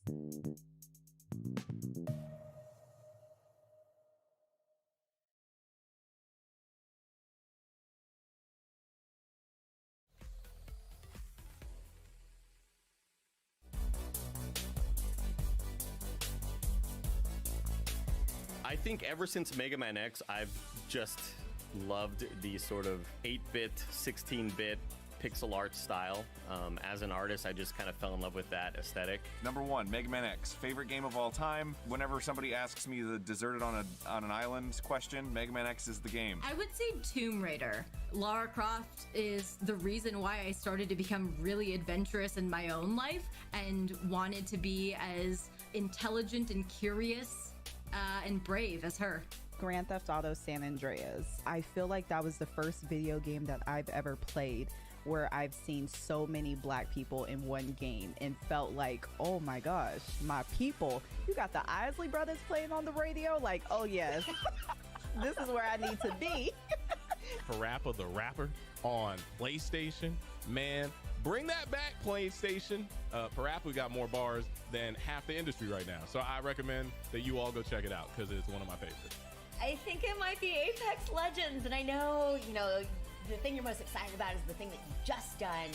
But truly, I have been waiting my entire life to play a character like Valk. And it's changed my life. My favorite game is, without question, absolutely League of Legends. It's been like a decade since release, and it's still just at the top of the charts, and it's where I go with all my friends and hang out. It's my go-to. That was the first female I actually ever seen play video games. It's my mother, and she loved 007, and we would all play, me, my brother, my mother, and my dad, and we would just go crazy in that game, have game nights and everything. Lion King, Sega, on Sega, because that will teach you about life right quick. That was hard. I've said it many times. TV should have his own segment. Every time he's on camera, I'm just like cracking up. Love him. Anyway, welcome back to E3 2021. Do not forget to check out e3expo.com/shop for your E3 2021 needs. Look like this. Don't you want to look like this, young man? You want to look just like me? You want to look like a schlub like me? I'm in a bomber jacket. Nobody likes me. Or do you want to be in an E3 bomber jacket and everybody likes him? All the kids want to look just like me, anyway. Okay, anyway, we do need to give a big thank you to Razer. Do you see our lovely little Razer Blade laptops here? And then we're in the Razer Isker chair. Oh, sorry, you didn't get one. I got the chair, though. You did, and they're the lumbar. amazing. The lumbar support is on point, y'all. Greg, you and I, we're tall folks, so it's like you need that lumbar support. It makes you stand up straight. And that's the thing is, if you're not a tall person, you don't understand how hard it is to be tall. And that's always embarrassing, right? Go, oh, right. Sorry about that. Okay, be nice, gentlemen. The pain I'm feeling right now. I don't have a laptop. Greg make fun of me. You know what? I quit. No, I'm kidding. No, you know what was low-key the best thing? Yesterday, they were like, Golden Boy, can you put your chair up higher? Can you put your chair up higher? And Greg and I were being so nice. We were not saying anything. We were just like, okay. Anyway, my producer's like, moving along, Jackie. So we did this great segment earlier where we were talking about 90s games and the impact that they had on us. And I kind of went off the rails and started talking about Chrono Trigger and Illusion of Gaia at length. But you both didn't really get a chance to talk about the games that have had a huge effect on you. So I wanted to hear both of y'all just be like, hey, this game changed my life. So you're in the hot seat first because you're right next to me. Hi. Yay. The easy answer for me would have been Halo. I will just give a mention. It was the game that brought me and my brother together. We were always, bickering brothers, right? It's just how it is with siblings. But both of us sitting down playing that campaign, it was great. But for myself personally, one of the games that had a profound impact on me was, funny enough, Final Fantasy VII. It was the first RPG that I had ever played, and it began this infatuation with RPGs. And there was a point in time, folks, where the PlayStation, I swear to God, just had nothing but RPG games. I feel like every other month there was like a new RPG coming out, but that just started this long-lasting love for that genre. And then there was the first game that I played that literally was just, was Batman on the NES. Wow. What a game. Super fun game. That first level as a child, let me tell you, not easy. But those games have always been so big for me. What about for you, Greg? Man, I think if you go back to the youth, there's so many things that put me on this path here, right? But I think for impactful games, the first thing that comes to mind is more modern. I think of Gone Home. Ooh, if you haven't played Gone Home, of course, right? It's a walking simulator, and when Gone Home hit, I was told by everyone on the internet to go play it and read nothing about it, which means I will now spoil Gone Home for you. But I played that game like so many people did, thinking it was a horror game. And then slowly there's this side story building about, your sister and she's missing and what's going on with it, and you're reading the notes she's left. And slowly over time, it's like, oh my God, like she's falling in love. Oh my God, she's discovering she's gay. And then it was like, wait a second. Is this game a horror game at all, or is it all about that relationship? And it was all about that relationship. And, no video game, no work of fiction, of course, can tell you exactly what it's like to be LGBTQ. But for me, as a hetero white male, where everything's great all the time, right? This was a window, at least, into it of what that discovery is like, and the pressure of it, and what you're going through. And it opened up a window of empathy that I've heard stories before, but to kind of experience it, in a video game way of being in there and reading these intimate thoughts on a level that I don't get in a passing conversation with somebody, it was so powerful that when that game ended, I felt like I had a brand new empathy for what, LGBTQ people have to go through, of course. Yeah, wow. Definitely got to check that game out now. Yeah, no, for real. I'm like, I am completely sold. I've heard great things about it as well, but I'm like, okay, everybody, Greg Miller says to play it, I'm playing it. Okay, so Golden Boy and I were up in the break room, and I was like, okay, I need you to break down for me, like, NFT, Bitcoin, the works. And he popped out this little diagram. He wouldn't allow me to bring it down here, folks. He's like, Wasn't very well he's done. like, people are going to make fun of my stick figures. Is it like a 7th grade diorama where like you open it was a But what was so sweet about it was Golden Boy's like, you can keep it for you, Jackie. This will just be for you. And I was like, oh, he drew a stick figure of me, and it was like tall and lanky. And then he was like, this is me. And he's like, see, it's got a little belly, and he's like, and it's missing hair. And I was like, stop it, Golden Boy. But actually, this kind of brings us to our discussion about mythical games. That's why we even started talking about it. Yeah, first, I do want to give a huge shout out to my boy Justin Kruger. I've known him for years, and he's over at Mythical, so I'm very much looking forward to seeing what they're going to bring to the table. But yeah, Mythical Games is a very interesting company because what they're doing is they're making games on the blockchain. And I know everyone's like, well, you know, sure, NFTs, blockchain, crypto, there's always these conversations around it. But what's really interesting about games is like, what if you were able to play something like, you know, a Hearthstone, and you had a particular card in Hearthstone. I think Dan used Ragnaros as an example, and you owned a version of that card. Like, you own that card. It was like 1 of 100 or 1 of 200 or whatever, right? It'd be like Magic, right? It would be like what you're already doing. What you're already doing right now. Cards. Exactly. And imagine you were able to do that. Now, this is obviously a fun game. You play with your friends, and it takes that same kind of concept of like ownership over what you have in your game, and then it just paints it with this fun-loving, you know, colorful flair. Yeah. So I'm really looking forward to it. Huge shout out to Mythical Games. I think they're pushing the boundaries a little bit here, and really it's only the beginning, because you're going to see more and more of this as the blockchain continues to improve. Right, it's tip of the sword, right? I think indeed, that's the thing. indeed. Yeah. Well, fans of Blanco's Block Party are going to be happy to know that they can now own and sell their own characters. So for more on Blanco and an inside look at how the developers plan to change the way we look at video game characters, here is Mythical Games. Let's go. Yay.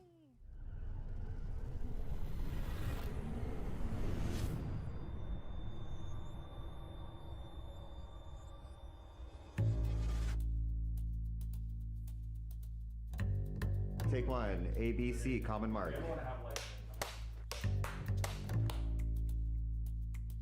In your own words, what is Blanco's Block Party? Oh, man. Blanco's Block Party is a lot of things. The game or just the Blanco? I'm looking at you. Perfect. Awesome. So Blancos was originally what we thought a player-owned economy in a video game could be. So it's a cool mixture of art, design, you know, music, entertainment. This is like the evolution of modern art. Seeing how those artists use different mediums again, you know, it's not just about canvases. 50% of my work is digital, and there's been rarely an outlet for that digital aspect of things. What the gaming industry has really become is a lot about microtransactions and getting as much money out of the player as possible. What we're doing at Mythical with NFTs and blockchain really changes that script. By the end of this time next year, I'm going to have a whole row of Blancos. So. Play, earn, collect, sell. That's it. Sorry, I got lost. Can we start again? I gotta say it again, boy. I ain't felt this good in a minute. Own it. I ain't tryna rent it. It feel like it's third down. So I'ma stick for 'em like I'm Emmett Smith. Yeah, I'm going in, baby. Yeah, I'm tryna win, baby. Yeah, you know the biz, baby. Yeah, you know the biz, baby. The way we win, it ain't fair. But ask, do I care? Yeah, that's right. On the left side, on the right side. Put your hands way in the sky. On the right side, on the left side. Do what you can to do it. I'ma just do my thing, do my thing, do my thing. I'ma just live my life, live my life, live my life. I'ma do what I want. Yeah, that's right, yeah, that's right. I'ma just do my thing, do my thing, do my thing. Do my thing, do my thing. Do my thing, do my thing. I'ma just do my thing, do my thing, do my thing. Do my thing, do my thing. I just had a quadruple espresso. Is that a problem? Hi, my name is John Linden. I'm the CEO of Mythical. So working with Rudy and Jamie have really been a lot of fun because we really have kind of merged 3 different industries into one. So we have kind of obviously deep experience in gaming, but we also have teams from blockchain and we have teams in marketplace technology. And bringing these 3 worlds together, it's been a challenge at times, but also it's really helped us explore how to make this work. And I think that's been the intersection of those 3 industries together has really made Mythical special. I hope that players within Blankos can really kind of be what they want to be. You know, it's kind of a safe place that people can come. It's a great, strong community. And meanwhile, they have this economy behind the scenes that they can earn. They can really transact and be part of the world themselves. And that's really what they need to know. It really has become a great community, and we really encourage people to be part of that community. When you're building a game at the moment, if you want to move from 10,000 users to 10 million users, what you really need to do is have really, really epic gameplay. Blankos is a game that's all about what we imagine vinyl toys do when we're not watching. What happens when we go to sleep and these toys are left to their own devices, and an exploration of that whole fun world of creativity that these toys escape to. Every single Blanko has a story and have their own inspiration and their own flavor and their own style. And I think that players are going to find that they'll go, oh, I like this toy because it speaks to me.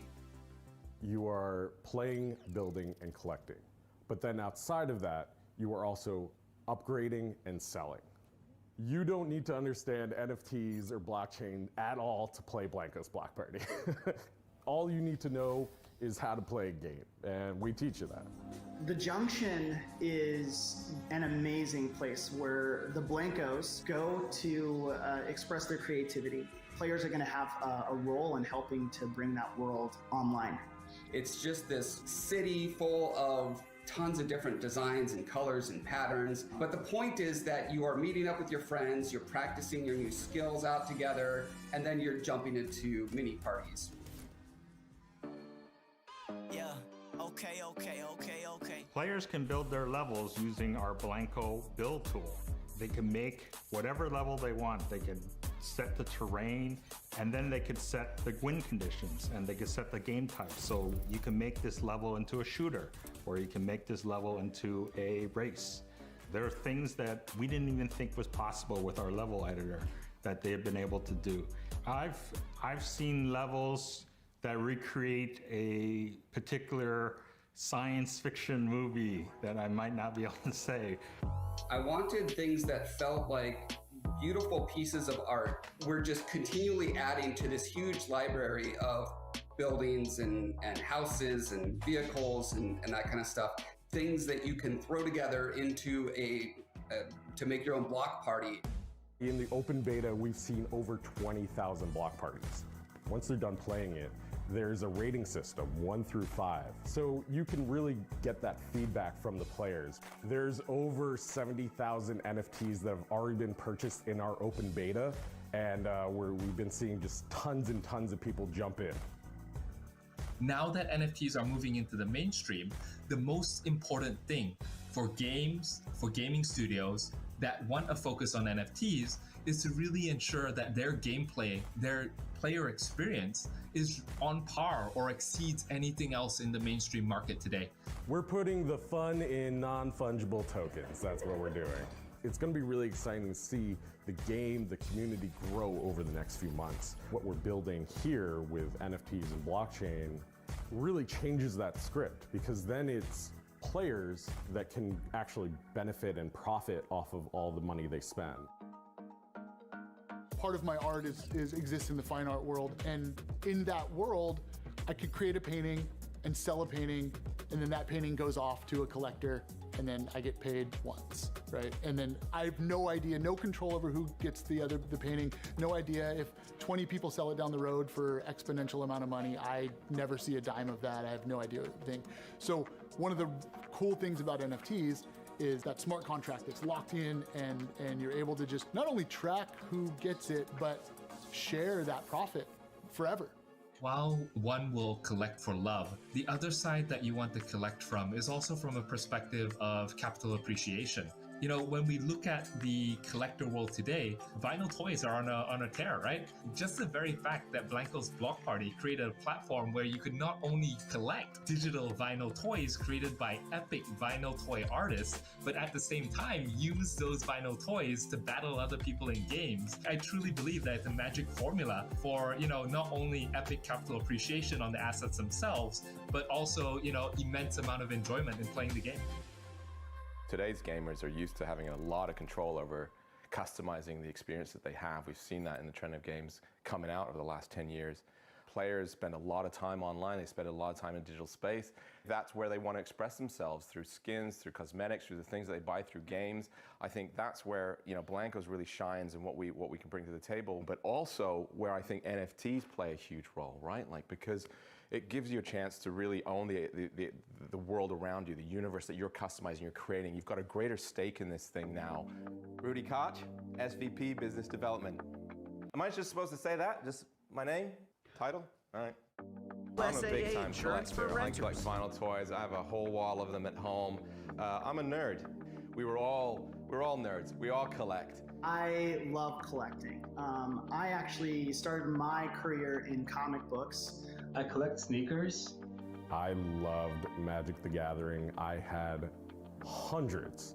These concepts as collectors ourselves, like the box opening, you know, opening a box for your Blanco, or the serial numbers on each of the NFTs that you buy. These are concepts that live in the physical collector's world that we love so much, and we wanted to bring that and translate that into the digital world. And what's amazing is that with the players that we've seen so far and the people engaging with the economy, they are getting these concepts, and it's been a lot of fun to see that all unfold. With real toys in real life, right? When the way to keep their value is you put them in the box, you put them on the shelf, you leave them there. But with Blancos, as you play with them, they get better. You can customize them. You can make them the way that you want them to be, but also increase their rarity and increase their scarcity by playing with them. Our leveling up process, it's called Grade Up. It draws from real toy and collectible culture. It's kind of a neat turn on everything that you would think about collectibles. I'm looking to invest in and acquire assets from games that have the ability to move into the mainstream, games that have the ability to become AAA titles. There are mainly three that top my list. Again, Blanco's Block Party, Gods Unchained, as well as Axis Infinity. They've been able to integrate blockchain within their gaming mechanisms, really in the background, while rather than having it to be a requirement to be able to participate in the game and participate in the community. Get yours, yeah. Get the money, get the money. Ooh la la la la la, throw it all on me, yeah. A really key focus for my team has been making sure that our marketplace is very accessible for really all players in the game. This is going to continue to develop as we add more functionality around cryptocurrencies, being able to use your crypto wallet. But the core focus of our product is making sure that the mainstream audience is able to enjoy the game and have a super simple experience. Historically, like if you're playing a game and you're trying to sell your items, the game developer doesn't support that, right? And Mythical Games takes the stance of we enable it and we facilitate it. Mythical's blockchain uses proof of authority for consensus, which basically is a much lower carbon footprint than proof of work. And we're planning to bridge to multiple chains. We're bridging to Ethereum, which is about to go to proof of stake, which is about 99.5% less energy. By using blockchain technology, you own your game assets, and then you can build another marketplace, you can build another interface, you can bring them into another game, different metaverses, and that's a new paradigm, and it's inevitable, and I think gamers are going to demand it. Traditionally, like when you're participating in a marketplace, you're relying on trust in the company to keep the database accurate. Where Mythical Games is using a blockchain where our smart contracts are publicly accessible, so you have confidence and trust that you're getting what you're buying and your true ownership, and you have it forever. Because traditionally game companies can just say there are 1,000 of them, but who knows if there are 1,000, right? With Mythical Games, we have provable scarcity. And with provable scarcity, as an investor, a collector, or a gamer, that's really what you want. I've been drawing since I could hold a pen or a pencil. My granddad taught me how to do an engineer drawing when I was 4. You know, I've just fell in love with the idea of drawing and creating. It's just something that gives me a ton of joy. As I started to look around at art, it always really appealed to me, but I was always really appealed by graffiti art and the music that I listened to. Do I have a favorite? That's like asking me what my favorite child is. It's currently my daughter, by the way, if anyone was asking. So for me, it just evolved over time as I started to learn a bit more about street artists and see the evolution of street artists, see an artist go from kind of painting an illegal wall to having a gallery showing or something like that. Seeing how those artists use different mediums again, you know, it's not just about canvases, it's about sculpture. It's about taking these shapes and these 3D canvases and expressing their desires, their needs, whatever it is they're trying to say on a different canvas.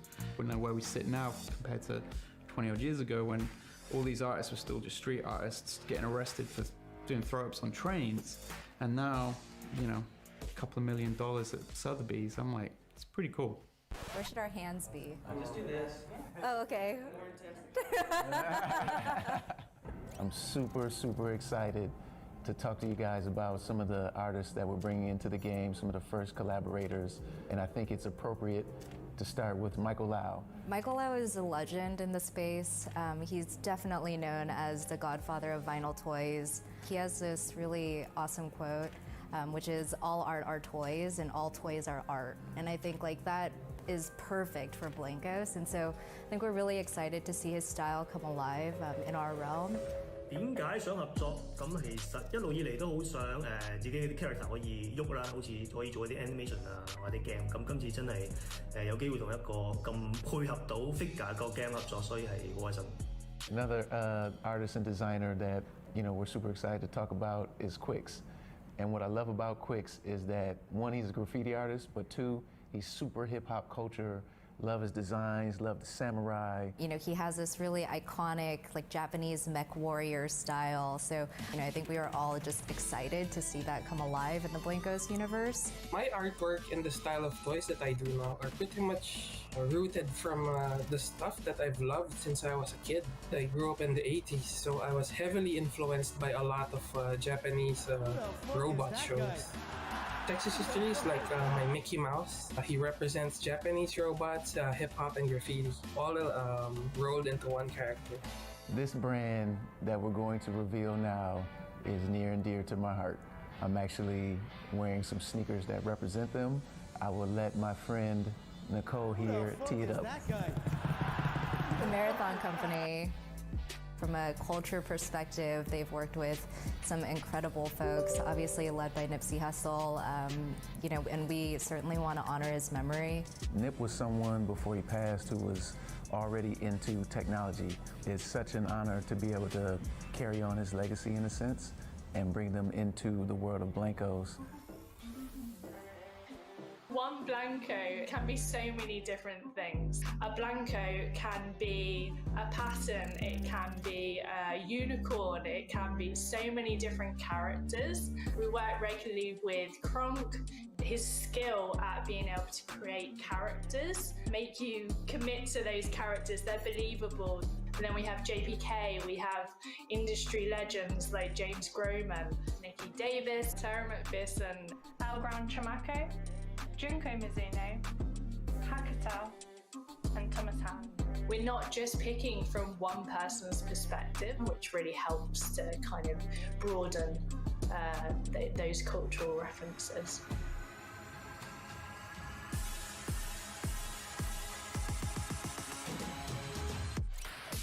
I am an avid vinyl toy collector. I have just a house, floor to ceiling, of vinyl toys. To find a game that did such a really great crossover between that kind of tangible good and have that element in the game, no doubt by the end of this time next year, I'm going to have a whole row of Blankos. So. It's art in a 3D form. I think it's a really great online safe haven for street art where it keeps its integrity and it isn't bastardized. Whether it's on geometry or it's sculpted or it's just tags on walls and stuff like that. I like that. I just like exploring the space.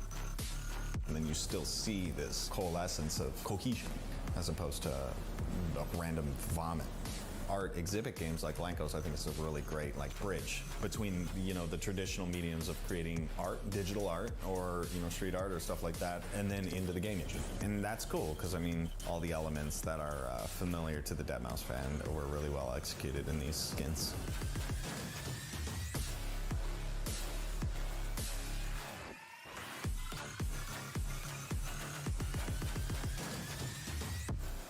Anything else, weenies?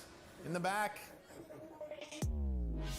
So now that the video is coming to a close, download Blankos, blankos.com, bring your vinyl toys to life, build your own levels, buy all the designs from your favorite brands, artists, and designers, share it with all your friends so they download and play it together.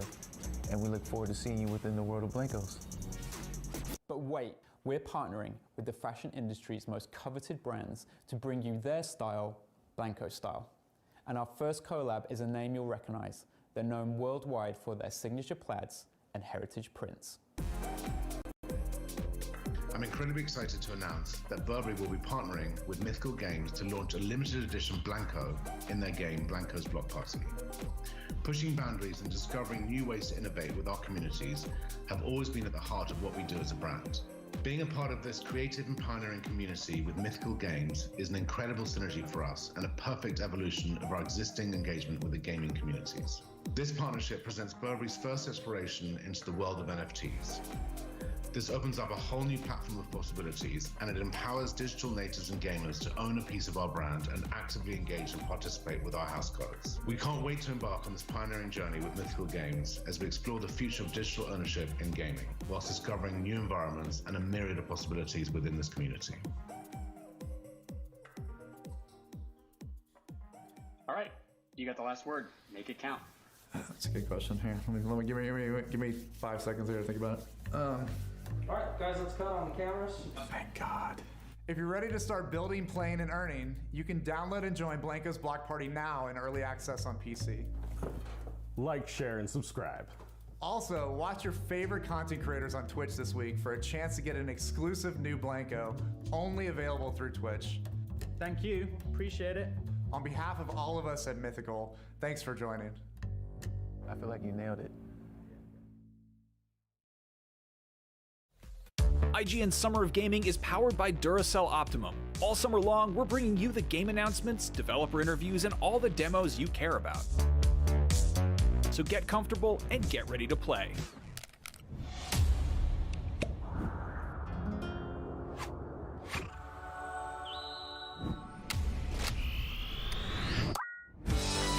Upgrade your Xbox controller with Duracell Optimum batteries today.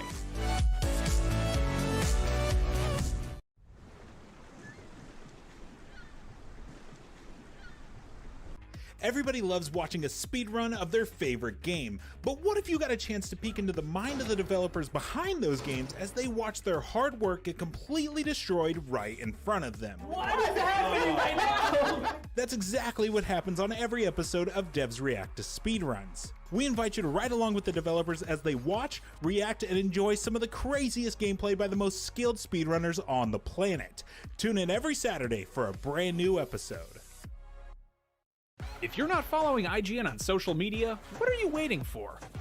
We're constantly updating our feeds to bring you the latest news, gameplay, custom original content, the best user-generated videos and art, memes, and a whole lot more. Be part of the conversation throughout the year. Follow IGN on Instagram, Twitter, Facebook, TikTok, and Snapchat. Not only is IGN the world's biggest media brand for games and entertainment, but we also have a team of some of the world's biggest fans of your favorite franchises. From breaking news and exclusives, never-before-seen looks at movies and games, to reviews, let's plays, and live streams, IGN brings you all the coverage you need, no matter where you are. Whether you're on IGN.com, the IGN app, YouTube, Facebook, or Snapchat, we've always got you covered. IGN, the #1 source for all games and entertainment fans worldwide. Hey you! Are you looking for a new way to watch your favorite videos and shows from IGN? Well, check out IGN Watch. Welcome back to IGN. It's our new app that's all about video, because there really just aren't enough video apps these days. I get to unbox this PlayStation 5. Follow subjects you care about, play videos in the background, or send them to your TV via AirPlay or Chromecast. I gotta get one of those. Download it today from the App Store or Play Store, or both. We're not your boss. IGN Watch. Check it out.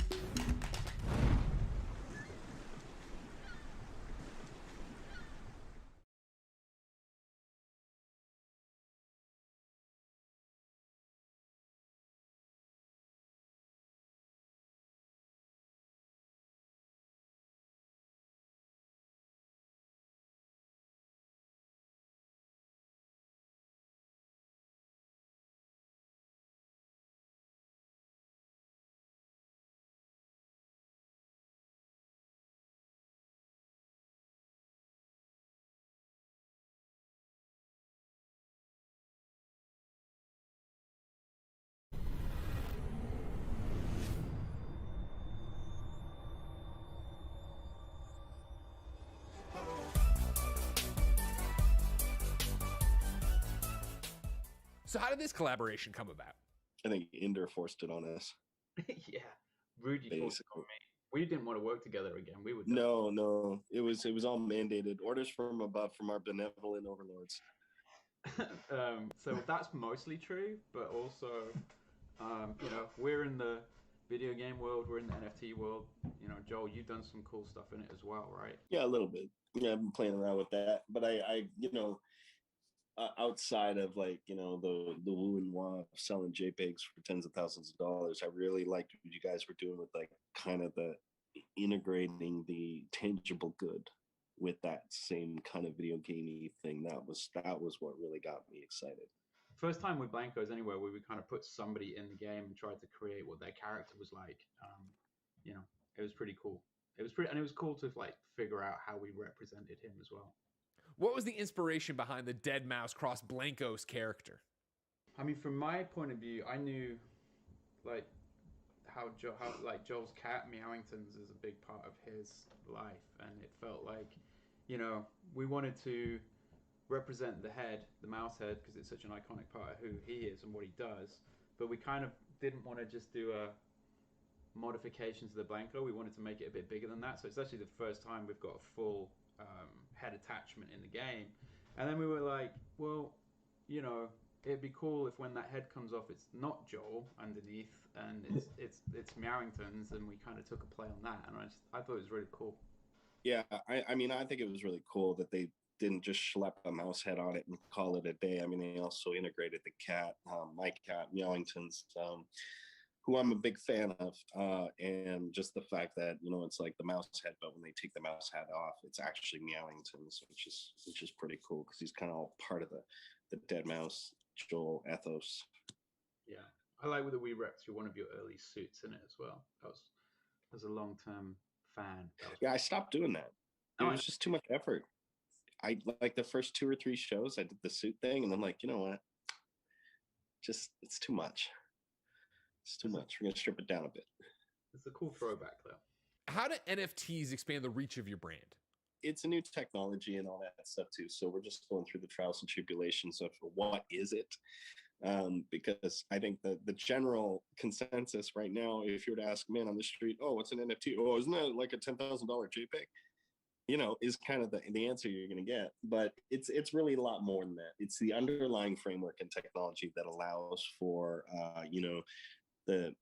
the blockchain provenance, that unique identifier that can be used from platform to platform to platform. So think of it as like what Steam's is to video games is like the world's Steam, so it's every time you log into Steam or something like that, they're gonna use Steamworks to grab achievements and stuff like that. It's all stored on that centralized system, but blockchain being the similar concept, but decentralized across all computers and stuff like that. And because the way that the infrastructure works with blockchain is that's all very easily swappable. The metadata, not the actual assets, but that metadata that ties to the assets can be interchangeable between a multitude of systems. So now I think that people are just now starting to kind of take in that standard protocol of, you know, fetching and receiving wallet data and stuff like that, tying assets to individuals through game platforms is a big win. But then what are the benefits of NFTs for players? So from a Blanco's point of view, it's about trust, really. If you boil it down, it's about trust and proof of ownership. You know, no gamer has truly owned any asset they've ever bought in a game before. You know, it's all just a license, right? And you kind of just trusting them. There's no way to prove it. Whereas with NFTs, you can kind of, it's proof. You can see it. It's open. You know, if we say there's this many, there's this many. If you own it, you own it. And with Blancos in our marketplace, that means you can also go and sell it as well. So really, it's just about trust and truly owning the assets that you pay money for. When's the first Deadmau5 Blanco drop? This summer. This summer? Like this summer or next summer? This summer. Oh, nice. Thanks for joining us, guys. Now, let's get back to the show. One of the things I liked, obviously, in the Deadmau5 presentation here was him being very much like, why are you doing this with your brand? He's like, because nobody knows what it is. Like, it's groundbreaking, it's cutting edge, and like, I like the idea of embracing something that, is this going to work? Is it going to translate to video games? Who knows? The other thing I liked that I didn't call it from the original presentation, because I didn't get the presentation about NFTs from Golden Boy, you know? So I didn't you didn't get the special one-on-one. But I really appreciate the idea that the original artist gets money on these. I didn't realize that. Amazing. You make it, and I buy it from the marketplace, but then I sell it 20 Well, times you know, over. you heard what he said, right? Like, you know, he makes one of the artists said, I make a piece, and then that piece gets sold, and then that piece gets resold, and then resold and resold, and that artist doesn't see the value from it. And I think that's something that a lot of people, can relate to. Like content creators can relate to that. Content gets reused all the time, and they don't see anything from that. And this is like a way through the blockchain to be able to ensure that through these smart contracts you can do that. So it is beneficial for the creator, which, you know, without the creators we don't get a lot of these cool things, right? Yeah, 100%. Proof of authority in the blockchain. Girl, there you go. I'm proud of myself. It doesn't work. I don't know what that is. If you don't, you know what? Get out of here. Well, I hope you folks at home like indie games, because we've got you covered. We are going to take a quick break, and then our Voices of E3 will discuss the indie gaming industry right before we reveal some of the hottest new indie titles releasing soon. So stay with us. If indie is the future is now. Ooh. That did not go as far as I thought. My craziest E3 story is that I lost my wallet at the beginning of the day. I had this Pokeball wallet, and it dropped out of my bag, and I thought, well, that's it. My life is ruined. Well, I still got to get all this footage in. So I still did E3, and then I got a call from Lost and Found, and they'd actually found my wallet, and I felt like that was the biggest W of my life, because I had an amazing E3. I got to go to the Cyberpunk Lounge. I got incredible footage, and I got my wallet back.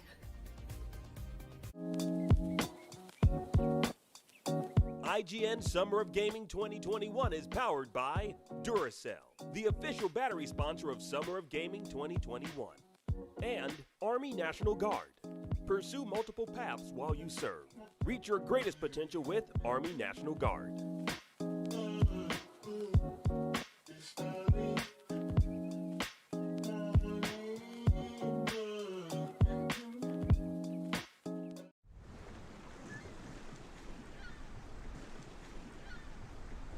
Everybody loves watching a speedrun of their favorite game, but what if you got a chance to peek into the mind of the developers behind those games as they watch their hard work get completely destroyed right in front of them? What is happening right now? That's exactly what happens on every episode of Devs React to Speedruns. We invite you to ride along with the developers as they watch, react, and enjoy some of the craziest gameplay by the most skilled speedrunners on the planet.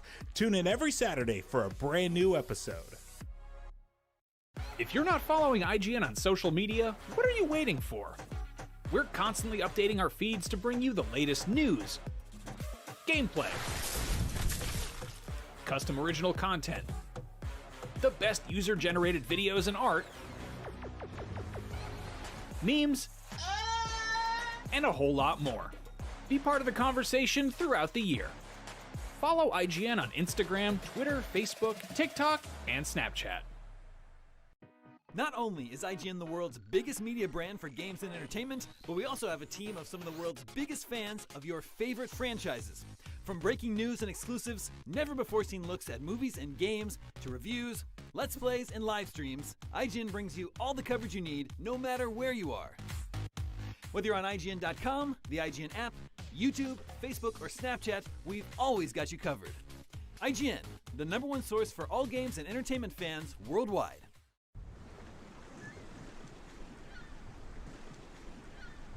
IGN Summer of Gaming is powered by Duracell Optimum. All summer long, we're bringing you the game announcements, developer interviews, and all the demos you care about.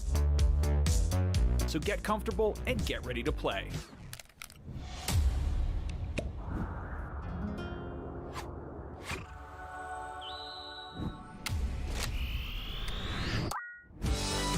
Upgrade your Xbox controller with Duracell Optimum batteries today.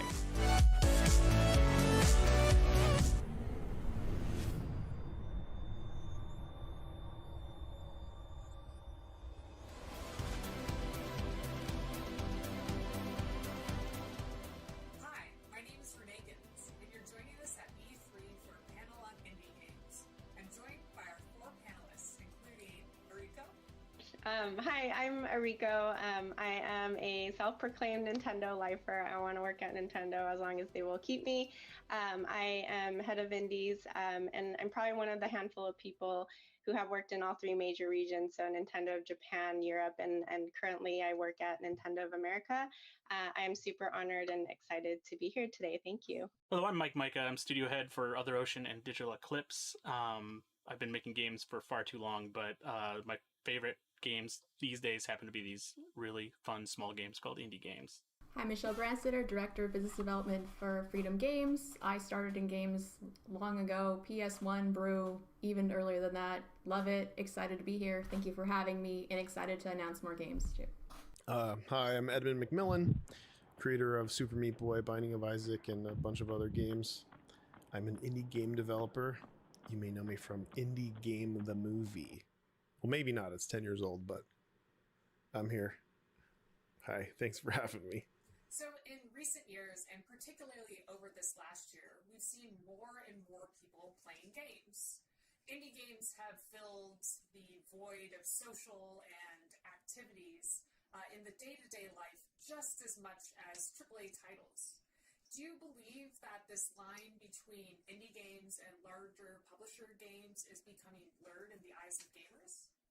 It's becoming more of a drastic thing. Like there are super indies, and then there's this like marketable indie, which is I think a more acceptable thing that a lot of publishers are picking up. But it's kind of surprising. The real breakout hits tend to be the ones that aren't even being looked at by a publisher, that are just being picked up by, going viral, essentially. It's right to say that like indie seems to be the in thing right now. A lot of people are like, indie games, go here. It's like a category. Go to the indie games category. But I do like the idea of blurring the lines, because when I was a kid buying software or downloading software, whatever you were doing back then, I would not disassociate what Jeff Minter was doing from, say, an Activision game at the time. And right now, when I'm sitting there like going through a storefront, I'm not looking for like specific things. Things catch my eye, and I see all these smaller games. There's so many of them now. But like, I'm actually looking for something that appeals to me. It's like when I used to go to the music store and go to different sections in the store. I wasn't really looking for a specific artist. I was trying to find that artist that spoke to me and take a gamble on it. I love that part of this right now. I love that somebody can still in their garage, with all the engines we have now and all the help that you can get online, and create a vision and then put it out there for people to either come en masse and enjoy, or just come to take a look, and maybe you don't sell that many games, or maybe you don't like get that many downloads. But to me, that is what Edmund's saying is the quintessential indie in my mind. I want to add to that, because at Nintendo we're definitely seeing that. I think there's such a ease to access. There's more accessibility to tools and technology now, and so a lot of the smaller developers are able to self-express and really create unique experiences that they want to do. And at Nintendo, we definitely discussed about, okay, how do we define indies? Like, what does that mean? And ultimately, we decided, let the indies, like let our partners decide if they identify as indies, and how do they want to represent indies. And we're just here to really support and amplify their message. And if you look at our Indie World showcases, it's really intentional, where we let the developers talk. They're like the superstars of our showcases. And they're the ones who are on camera, and they're the stars of the show, and they get to tell their stories with their own voices. Do you feel that having the Nintendo Switch and the graphics style that's popular in the games, and just the wealth of indie titles that are available on the platform, is due to the platform itself, or to the audience that you have, or your connection with those developers? Yeah, I think we want our content to reflect our audience, and our audience is all genders, all ages. They have all the different tastes in games, and they're from all over the world. And so at Nintendo, we always talk about diversity and innovation. Like, those two words come out all the time. And we have indie teams based in Europe and Japan and the US and elsewhere. And we all have an equal voice. It's truly global when we think about, okay, what do we want to showcase through our campaigns? And so we want to make sure that that our global teams have equal voices, and the content reflect our audience. Absolutely. Michelle, I know that Freedom Games publishes many games from small developers. Do you see those developers, though you're publishing them, as indies, and do they identify as indies themselves? Yeah, most of our developers really do identify as indie. And then I want to say the indie space has evolved a lot over the years. There's a lot of competition in that space now too. But yeah, we have our developers all over the world. They're in Europe, they're in Southeast Asia, a little bit all over the place, and they're very passionate about their games. And we find them kind of everywhere. They're not really, you can't find them in a specific place anymore. They're just the kid you met at the grocery store that has this amazing game you never heard about until now, or whichever. It's everywhere now. And like Eriko said, it's so easy to make games now. Great games. So there's a lot more competition. There's a lot more great games coming out, and it's interesting to see where the space will continue to go over the years. But yeah, we are focusing on that. We have a robust catalog coming out over the next year and a half and going forward as well. Awesome. Well, I certainly look forward to that. Edmund, I know that many people consider Binding of Isaac to be a genre-defining success. Do you see indies in their role to explore new mechanics, genres, and storytelling approaches as, something that truly defines indies and their freedoms? For me, the thing that really defines indies is the ability to take complete,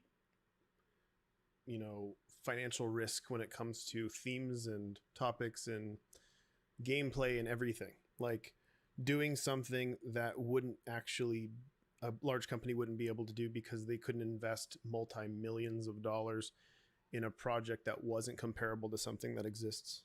And that's the way all big business works. It's stupid to take a risk with that much money. So it makes perfect sense. It's like, no, it's just the way it works.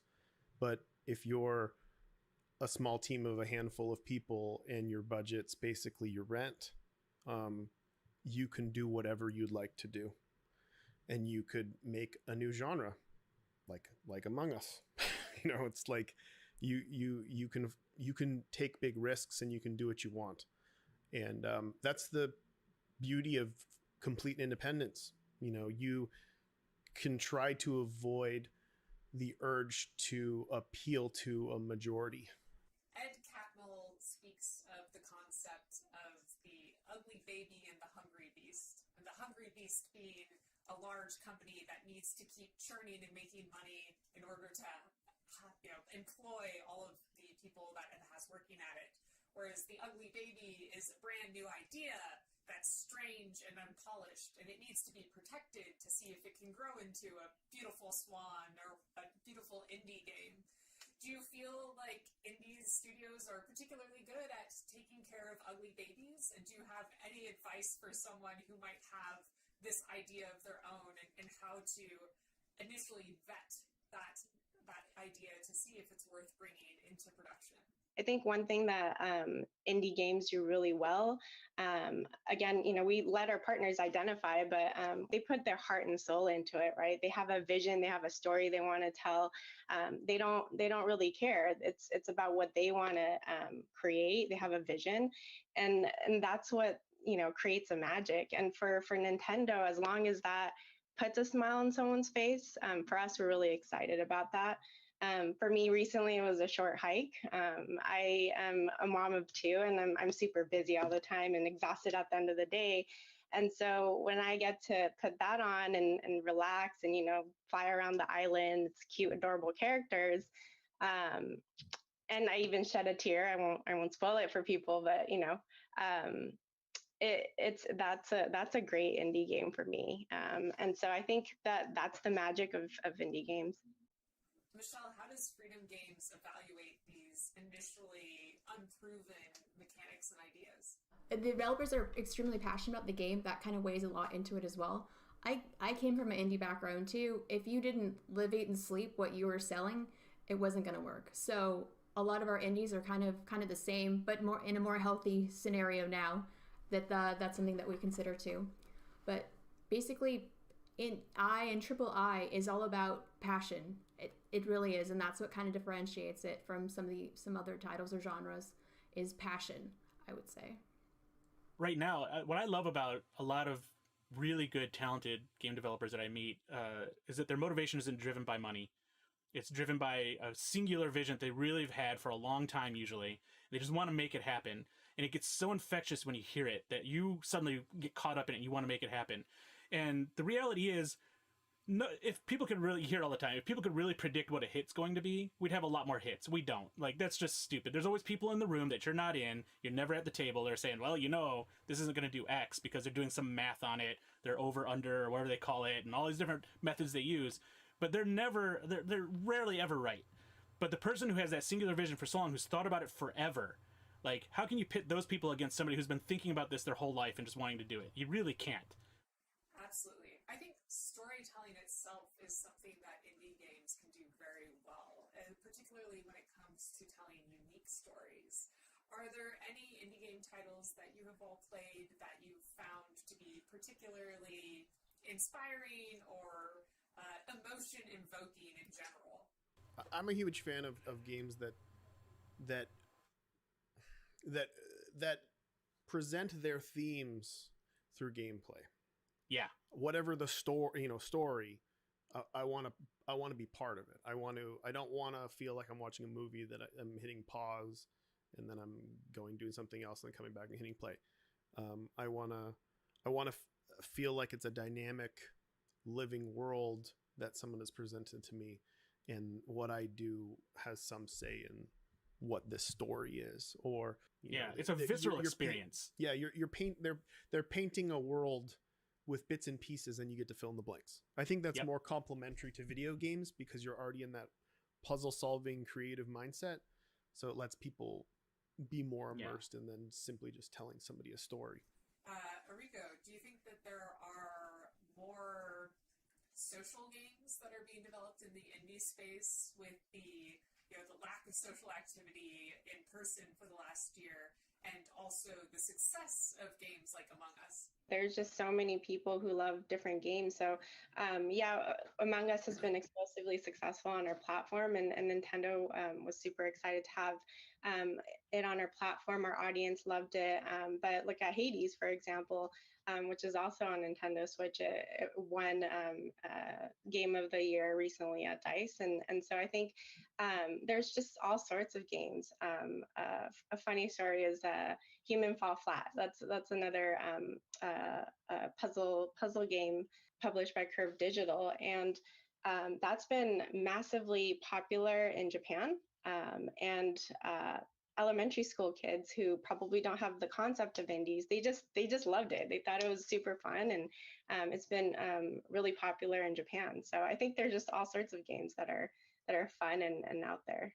Do any of you have other thoughts about the future of indie games, or what we can expect from the genre or art form moving forward? The thing I love most about I guess what like how we're referring to indie games here is like I love the not knowing what's coming because ultimately it's anticipating that I'm not capable of anticipating what's going to be the next thing coming out. Like I love finding something I never thought I would like or I've never thought would be a game or even fun. Like when Job Simulator, for instance, came out, I'm like, who wants to like that goes against Ron Gilbert's thing about like getting off a job and then going home and relaxing. I loved it. Or, you know, like all these sorts of things, or like even some weird things that would come out of mobile and all this stuff. Like I would just never anticipate that stuff and things like that. And it's the, I guess what I look forward to is the things I cannot anticipate. Well, this has been a wonderful conversation. It's so great to hear the different perspectives about indie games and indie studios, as well as hear your thoughts on what's coming up next and what to look out for. It's been a true pleasure. Thank you very much.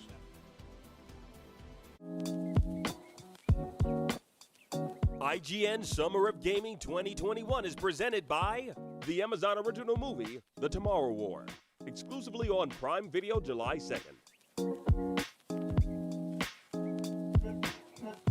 The Razer blade. Use the Razer stuff. Use the Razer chair. Have a good time. You know what I mean? I have actually been wanting a Razer blade for a very long time. When I used to work at Twitch. Put it in your bag. Yes, I should.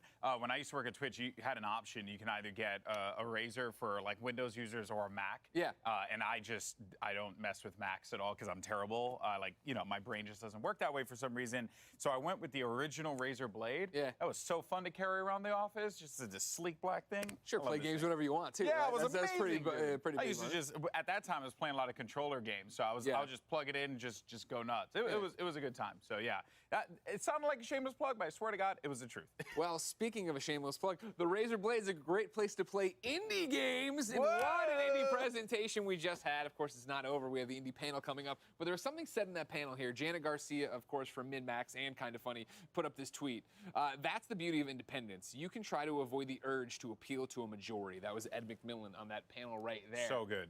I think that is the power of indie games, and especially as we're here at E3 talking about the biggest of big AAA games, but also spotlighting so many small indies is, yeah, you can take more chances as a small studio. It's vital to highlight the independent games business as a whole because there's so much diversity there. And it just in the games that they're delivering, top to bottom, you know, you can ram off like a few names like off the top of your head, but like, you know, for me, one independent game that I discovered that I fell in love with was Moonlighter. Oh my God, yes. Love that game so much. And I found it out on a whim because I was playing another independent game. I think it's Momodora, I believe was on the Switch. Great game. And I was like, man, I'm looking for something else. And, you know, I finished that one and I found Moonlighter. And oh my goodness, it just stole me. It captured my heart. Love that game. And I wouldn't have found that, you know, if someone just, you know, take that to a AAA studio or something like that. Totally, and that's the thing right now is there are so many indies, it's impossible to keep up with all of them, right? And that's, Moonlighter was the exact same thing. My job, of course, every day is to talk about video games, review video games, preview video games, and I didn't know about Moonlighter until somebody on our subreddit was like, this is a Greg game, you need to play it. 100%. And that's why I think it's so powerful that E3 keeps doing indie showcases, ladies and gentlemen. So let's get back to game reviews. Yeah. We know why we're here, we know why you're there, so without further delay, here are some of the hottest indie titles set to come your way soon.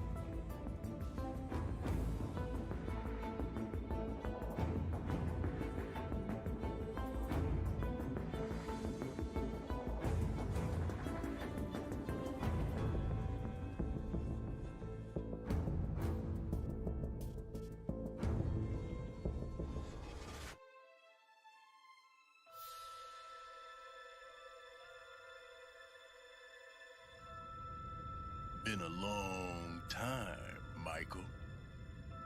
I heard you were back in town. But I don't remember sending you an invitation. I'd kill you myself. But where's the fun in that? No, Michael. I'm gonna roll out the red carpet for you.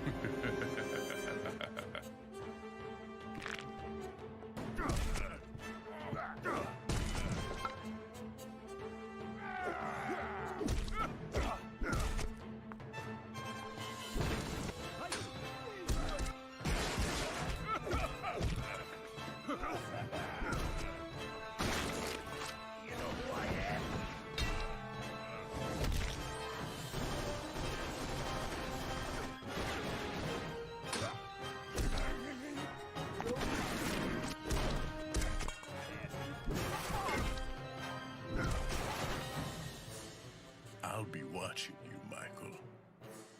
Good luck, old friend.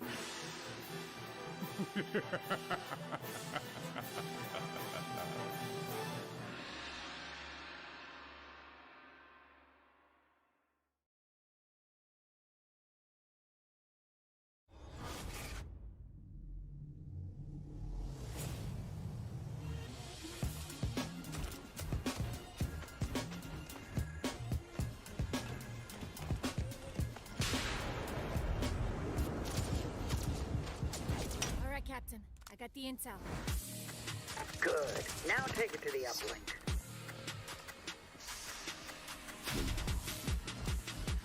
Ahí está vaina.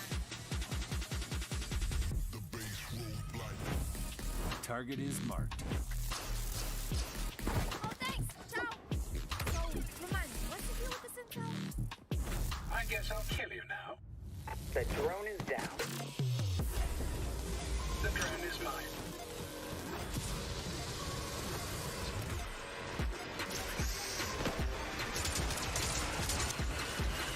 Armor activate.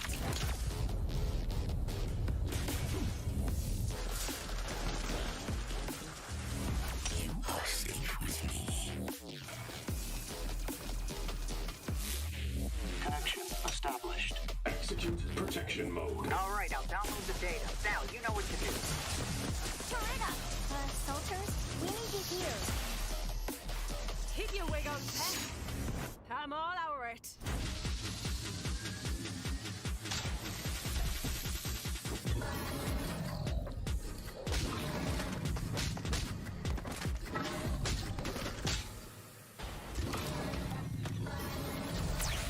So, what we're gonna do with the intel?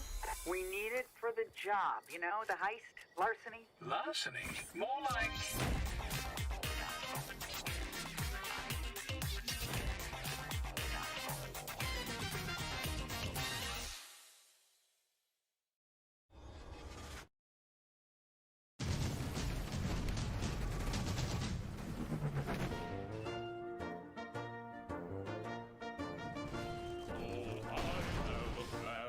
A most ingenious plan to end this war too sweet and straight away. So I asked to see the general, but the sergeant told me no. He said in the trenches where you meant to stay. I said, dear sergeant, pardon me. I see that I've made you upset, but let me tell you my plan to save the day. Oh, let's try being a little nicer. Let us all agree to disagree. Why don't we send some flowers to the Kaiser, and then we'll all be home in time for tea. Oh, let's try being a little sweeter. You catch more flies with honey, don't you see? If the brass would change their tone, then we could all go home. But the generals never listened. The generals never listened. The generals never listened to me.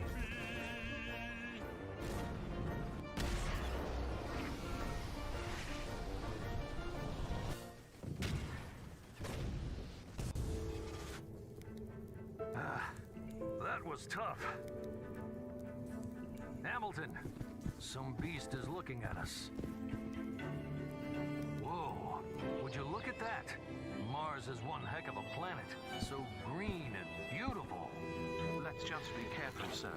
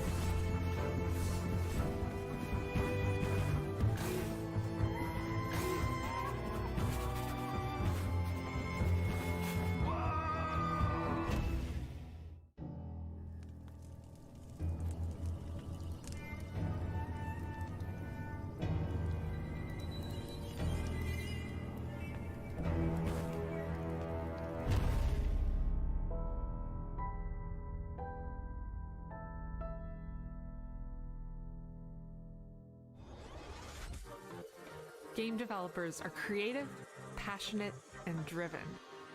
We tackle new technologies and overcome many challenges in the pursuit of our creative vision. At the IGDA, it is our mission to support and empower all game developers around the world. We provide community, mentorship, research, knowledge, and best practices. We're here for you when you need it, so you can advance your career while keeping your health. Join us and help make our industry a better place for all of us, now and in the future. Help make a difference and join the IGDA.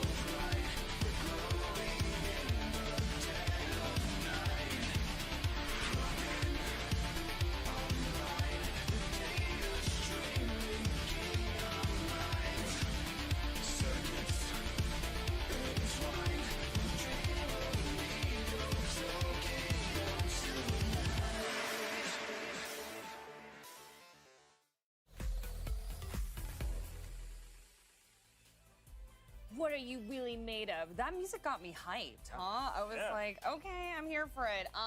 Anyway, we just looked at the indie game presentation, and I wrote down a bunch of titles there. Extra Galactica is the one that we just saw, and I was telling y'all earlier my friend was a part of that project, so very cool there. But that was just one of many games that had a very retro feel. Fallen Aces was another one that I wrote down on my list. So yeah, I just feel like I'm getting all these retro vibes this year. Damon, I'm sure you're loving it. Yeah, for sure. And I liked Extra Galactica. First of all, I love the pixel art style, so that appeals to me. And it looks like the gameplay is a mix of shooter and 2D action platformer. I don't know, do you have any more information about what that game actually is? To be honest, he sent me like a 2-page email, so I'll make sure to pass it along to you, Damon, for sure. But honestly, he sent it to me this morning. He's like, dude, this is going to be in the show. And I was like, what? Like, that was one that I wrote down earlier that I liked because I got to get a sneak peek at the presentation. Don't tell anybody.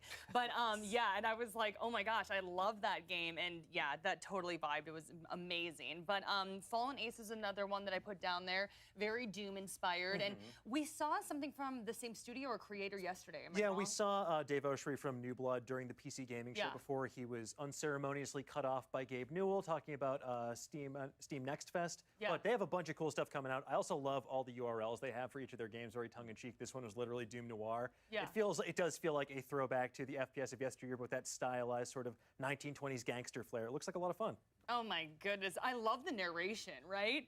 I was just like, that villain, that voice is just haunting me. I'm sure it really spoke to you, Michael. Yeah. The whole trailer was like, yo, Michael, I know you.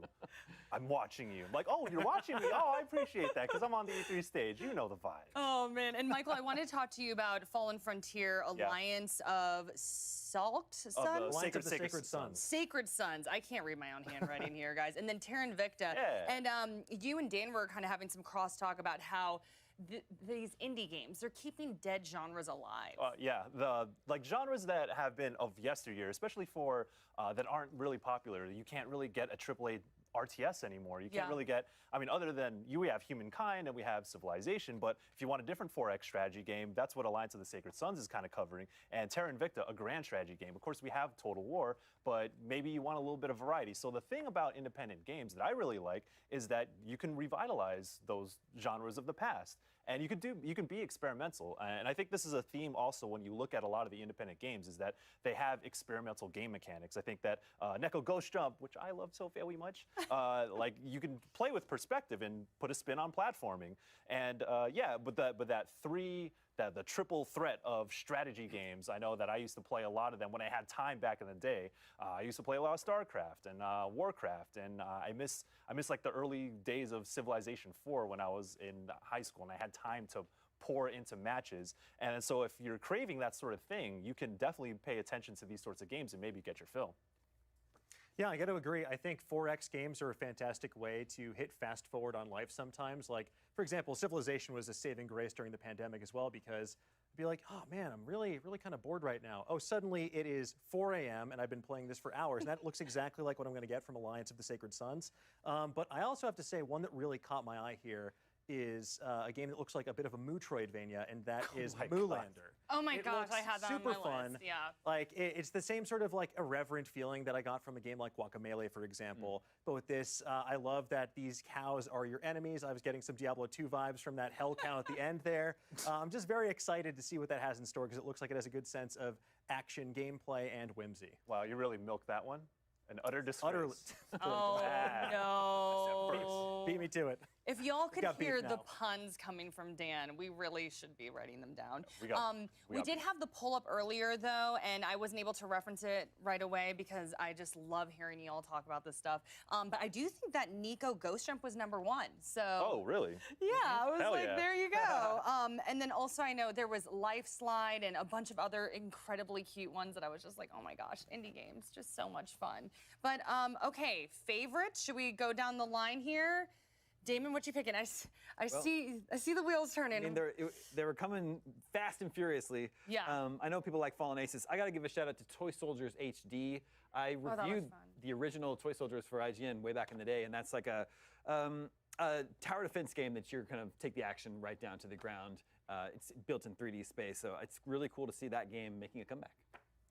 Neko, I already mentioned Neko Ghost Jump, but I do want to shout out Tunguska, I forgot the name. Tunguska, the Tunguska. Wow. Yes. Wow, I really messed that one up. But yeah, the top-down shooter, that looks interesting. I'm very interested in that. Larcenauts, let's go. Let's compete in VR. I'm down for it. Oh my gosh, I love it. I think I would pick Tunguska as well, but Nico is very close behind, runner-up. Well, so many great indie titles. Let's see what GB and Greg thought of the indie games that we saw today. Hi, guys. I know y'all love the Nico game. I don't even need to ask, right? Of course we did, Jackie, but it didn't make my top 3. Golden Boy, what do you have over there? What stood out to you from that indie presentation? 2021. A lot. So I'm actually newly appointed member of the VR community. Oh, welcome. You know, so Larcenauts was awesome. I liked it a lot. Big shout out to my boy BMF. Who covers a lot of the VR stuff as well as Thrill Seeker. Big fan of those guys, and I always love checking out their content. Keeps me up to date on all things VR. Of course. Then the other one, Fallen Aces, man. Yeah, Fallen Aces made my list for sure. That was a dope Literally trailer. saw that, and I was like, oh, I'm 100% playing this on stream. Like, this is happening because it looks so dang good. And then I would probably go with Tunguska. Another shooter, but for some reason, the style was really appealing to me. Like, the style of shooting was really appealing to me. Sure. So I'm all about that. Looked really good. Okay, great. Yeah, on my list, I put Fallen Aces for sure. Stylized first-person shooter, love it. That Doom LA Noire mashup, why not? Let's get out there and do it. And yeah, New Blood, of course, always being cheeky, as they said, doomnoir.com. Like, they really, I do feel like they like never do wrong. Like, the New Blood's great. They're a great studio. They know what they're doing, right? Exactly. They're in that vein of Devolver, where they have a personality and their games do too, and you know what that means when you see that, I think, splash across it. Exactly. The other one I want to give a shout was Bark. It was that kid shmup that went by or whatever. Yeah. One of my friends in the industry is working on it. He had emailed me to give me a heads up that, hey, it's at E3. You should check it out in the virtual booth if you have time. And basically, he pitched it as a shmup for dads. Like, it's couch co-op. Get in there with your kid. You're piloting. You know, it was a little dog that caught my eye, but you can be a little cat. Okay. It's this colorful game that you go through and you're shooting things, but you're not shooting things. Yeah. Right? You're able to explore that way. And then, for me, to echo what people said over there, Extra Galactica, right? Stylized. I mean, you do anything that's in a cyberpunk style world, and I'm literally there. I'm all about it. Great visuals. I feel like that is, again, you know, and everyone's going to look at me like, oh, there's a lot of like pixel art game stuff, but you think about what people have been able to create, Greg, in these universes, in this style of artwork. It is gorgeous. And, you know, because Fallen Ace is also bringing back the stylized cel-shaded approach, which was something that I fell in love with when I first feast my eyes on Jet Grind Radio. So there is really a lot of quality here, and this was awesome. Some great games I'm really looking forward to trying. Me too, ladies and gentlemen. What were your favorites? Let us know. Hashtag E3 2021 so you can get up on the big screen. But when E3 2021 returns, we'll have the latest from Freedom Games, Capcom, and more. Take a breath and hold on. We'll be back after this.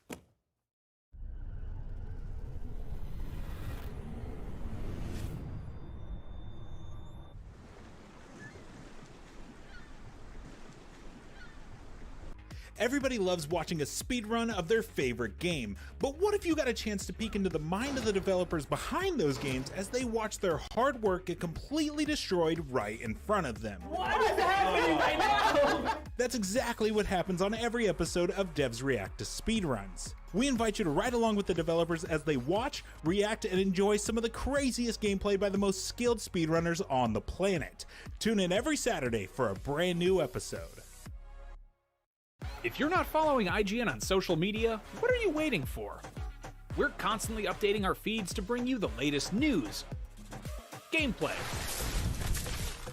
custom original content, the best user-generated videos and art, memes, and a whole lot more. Be part of the conversation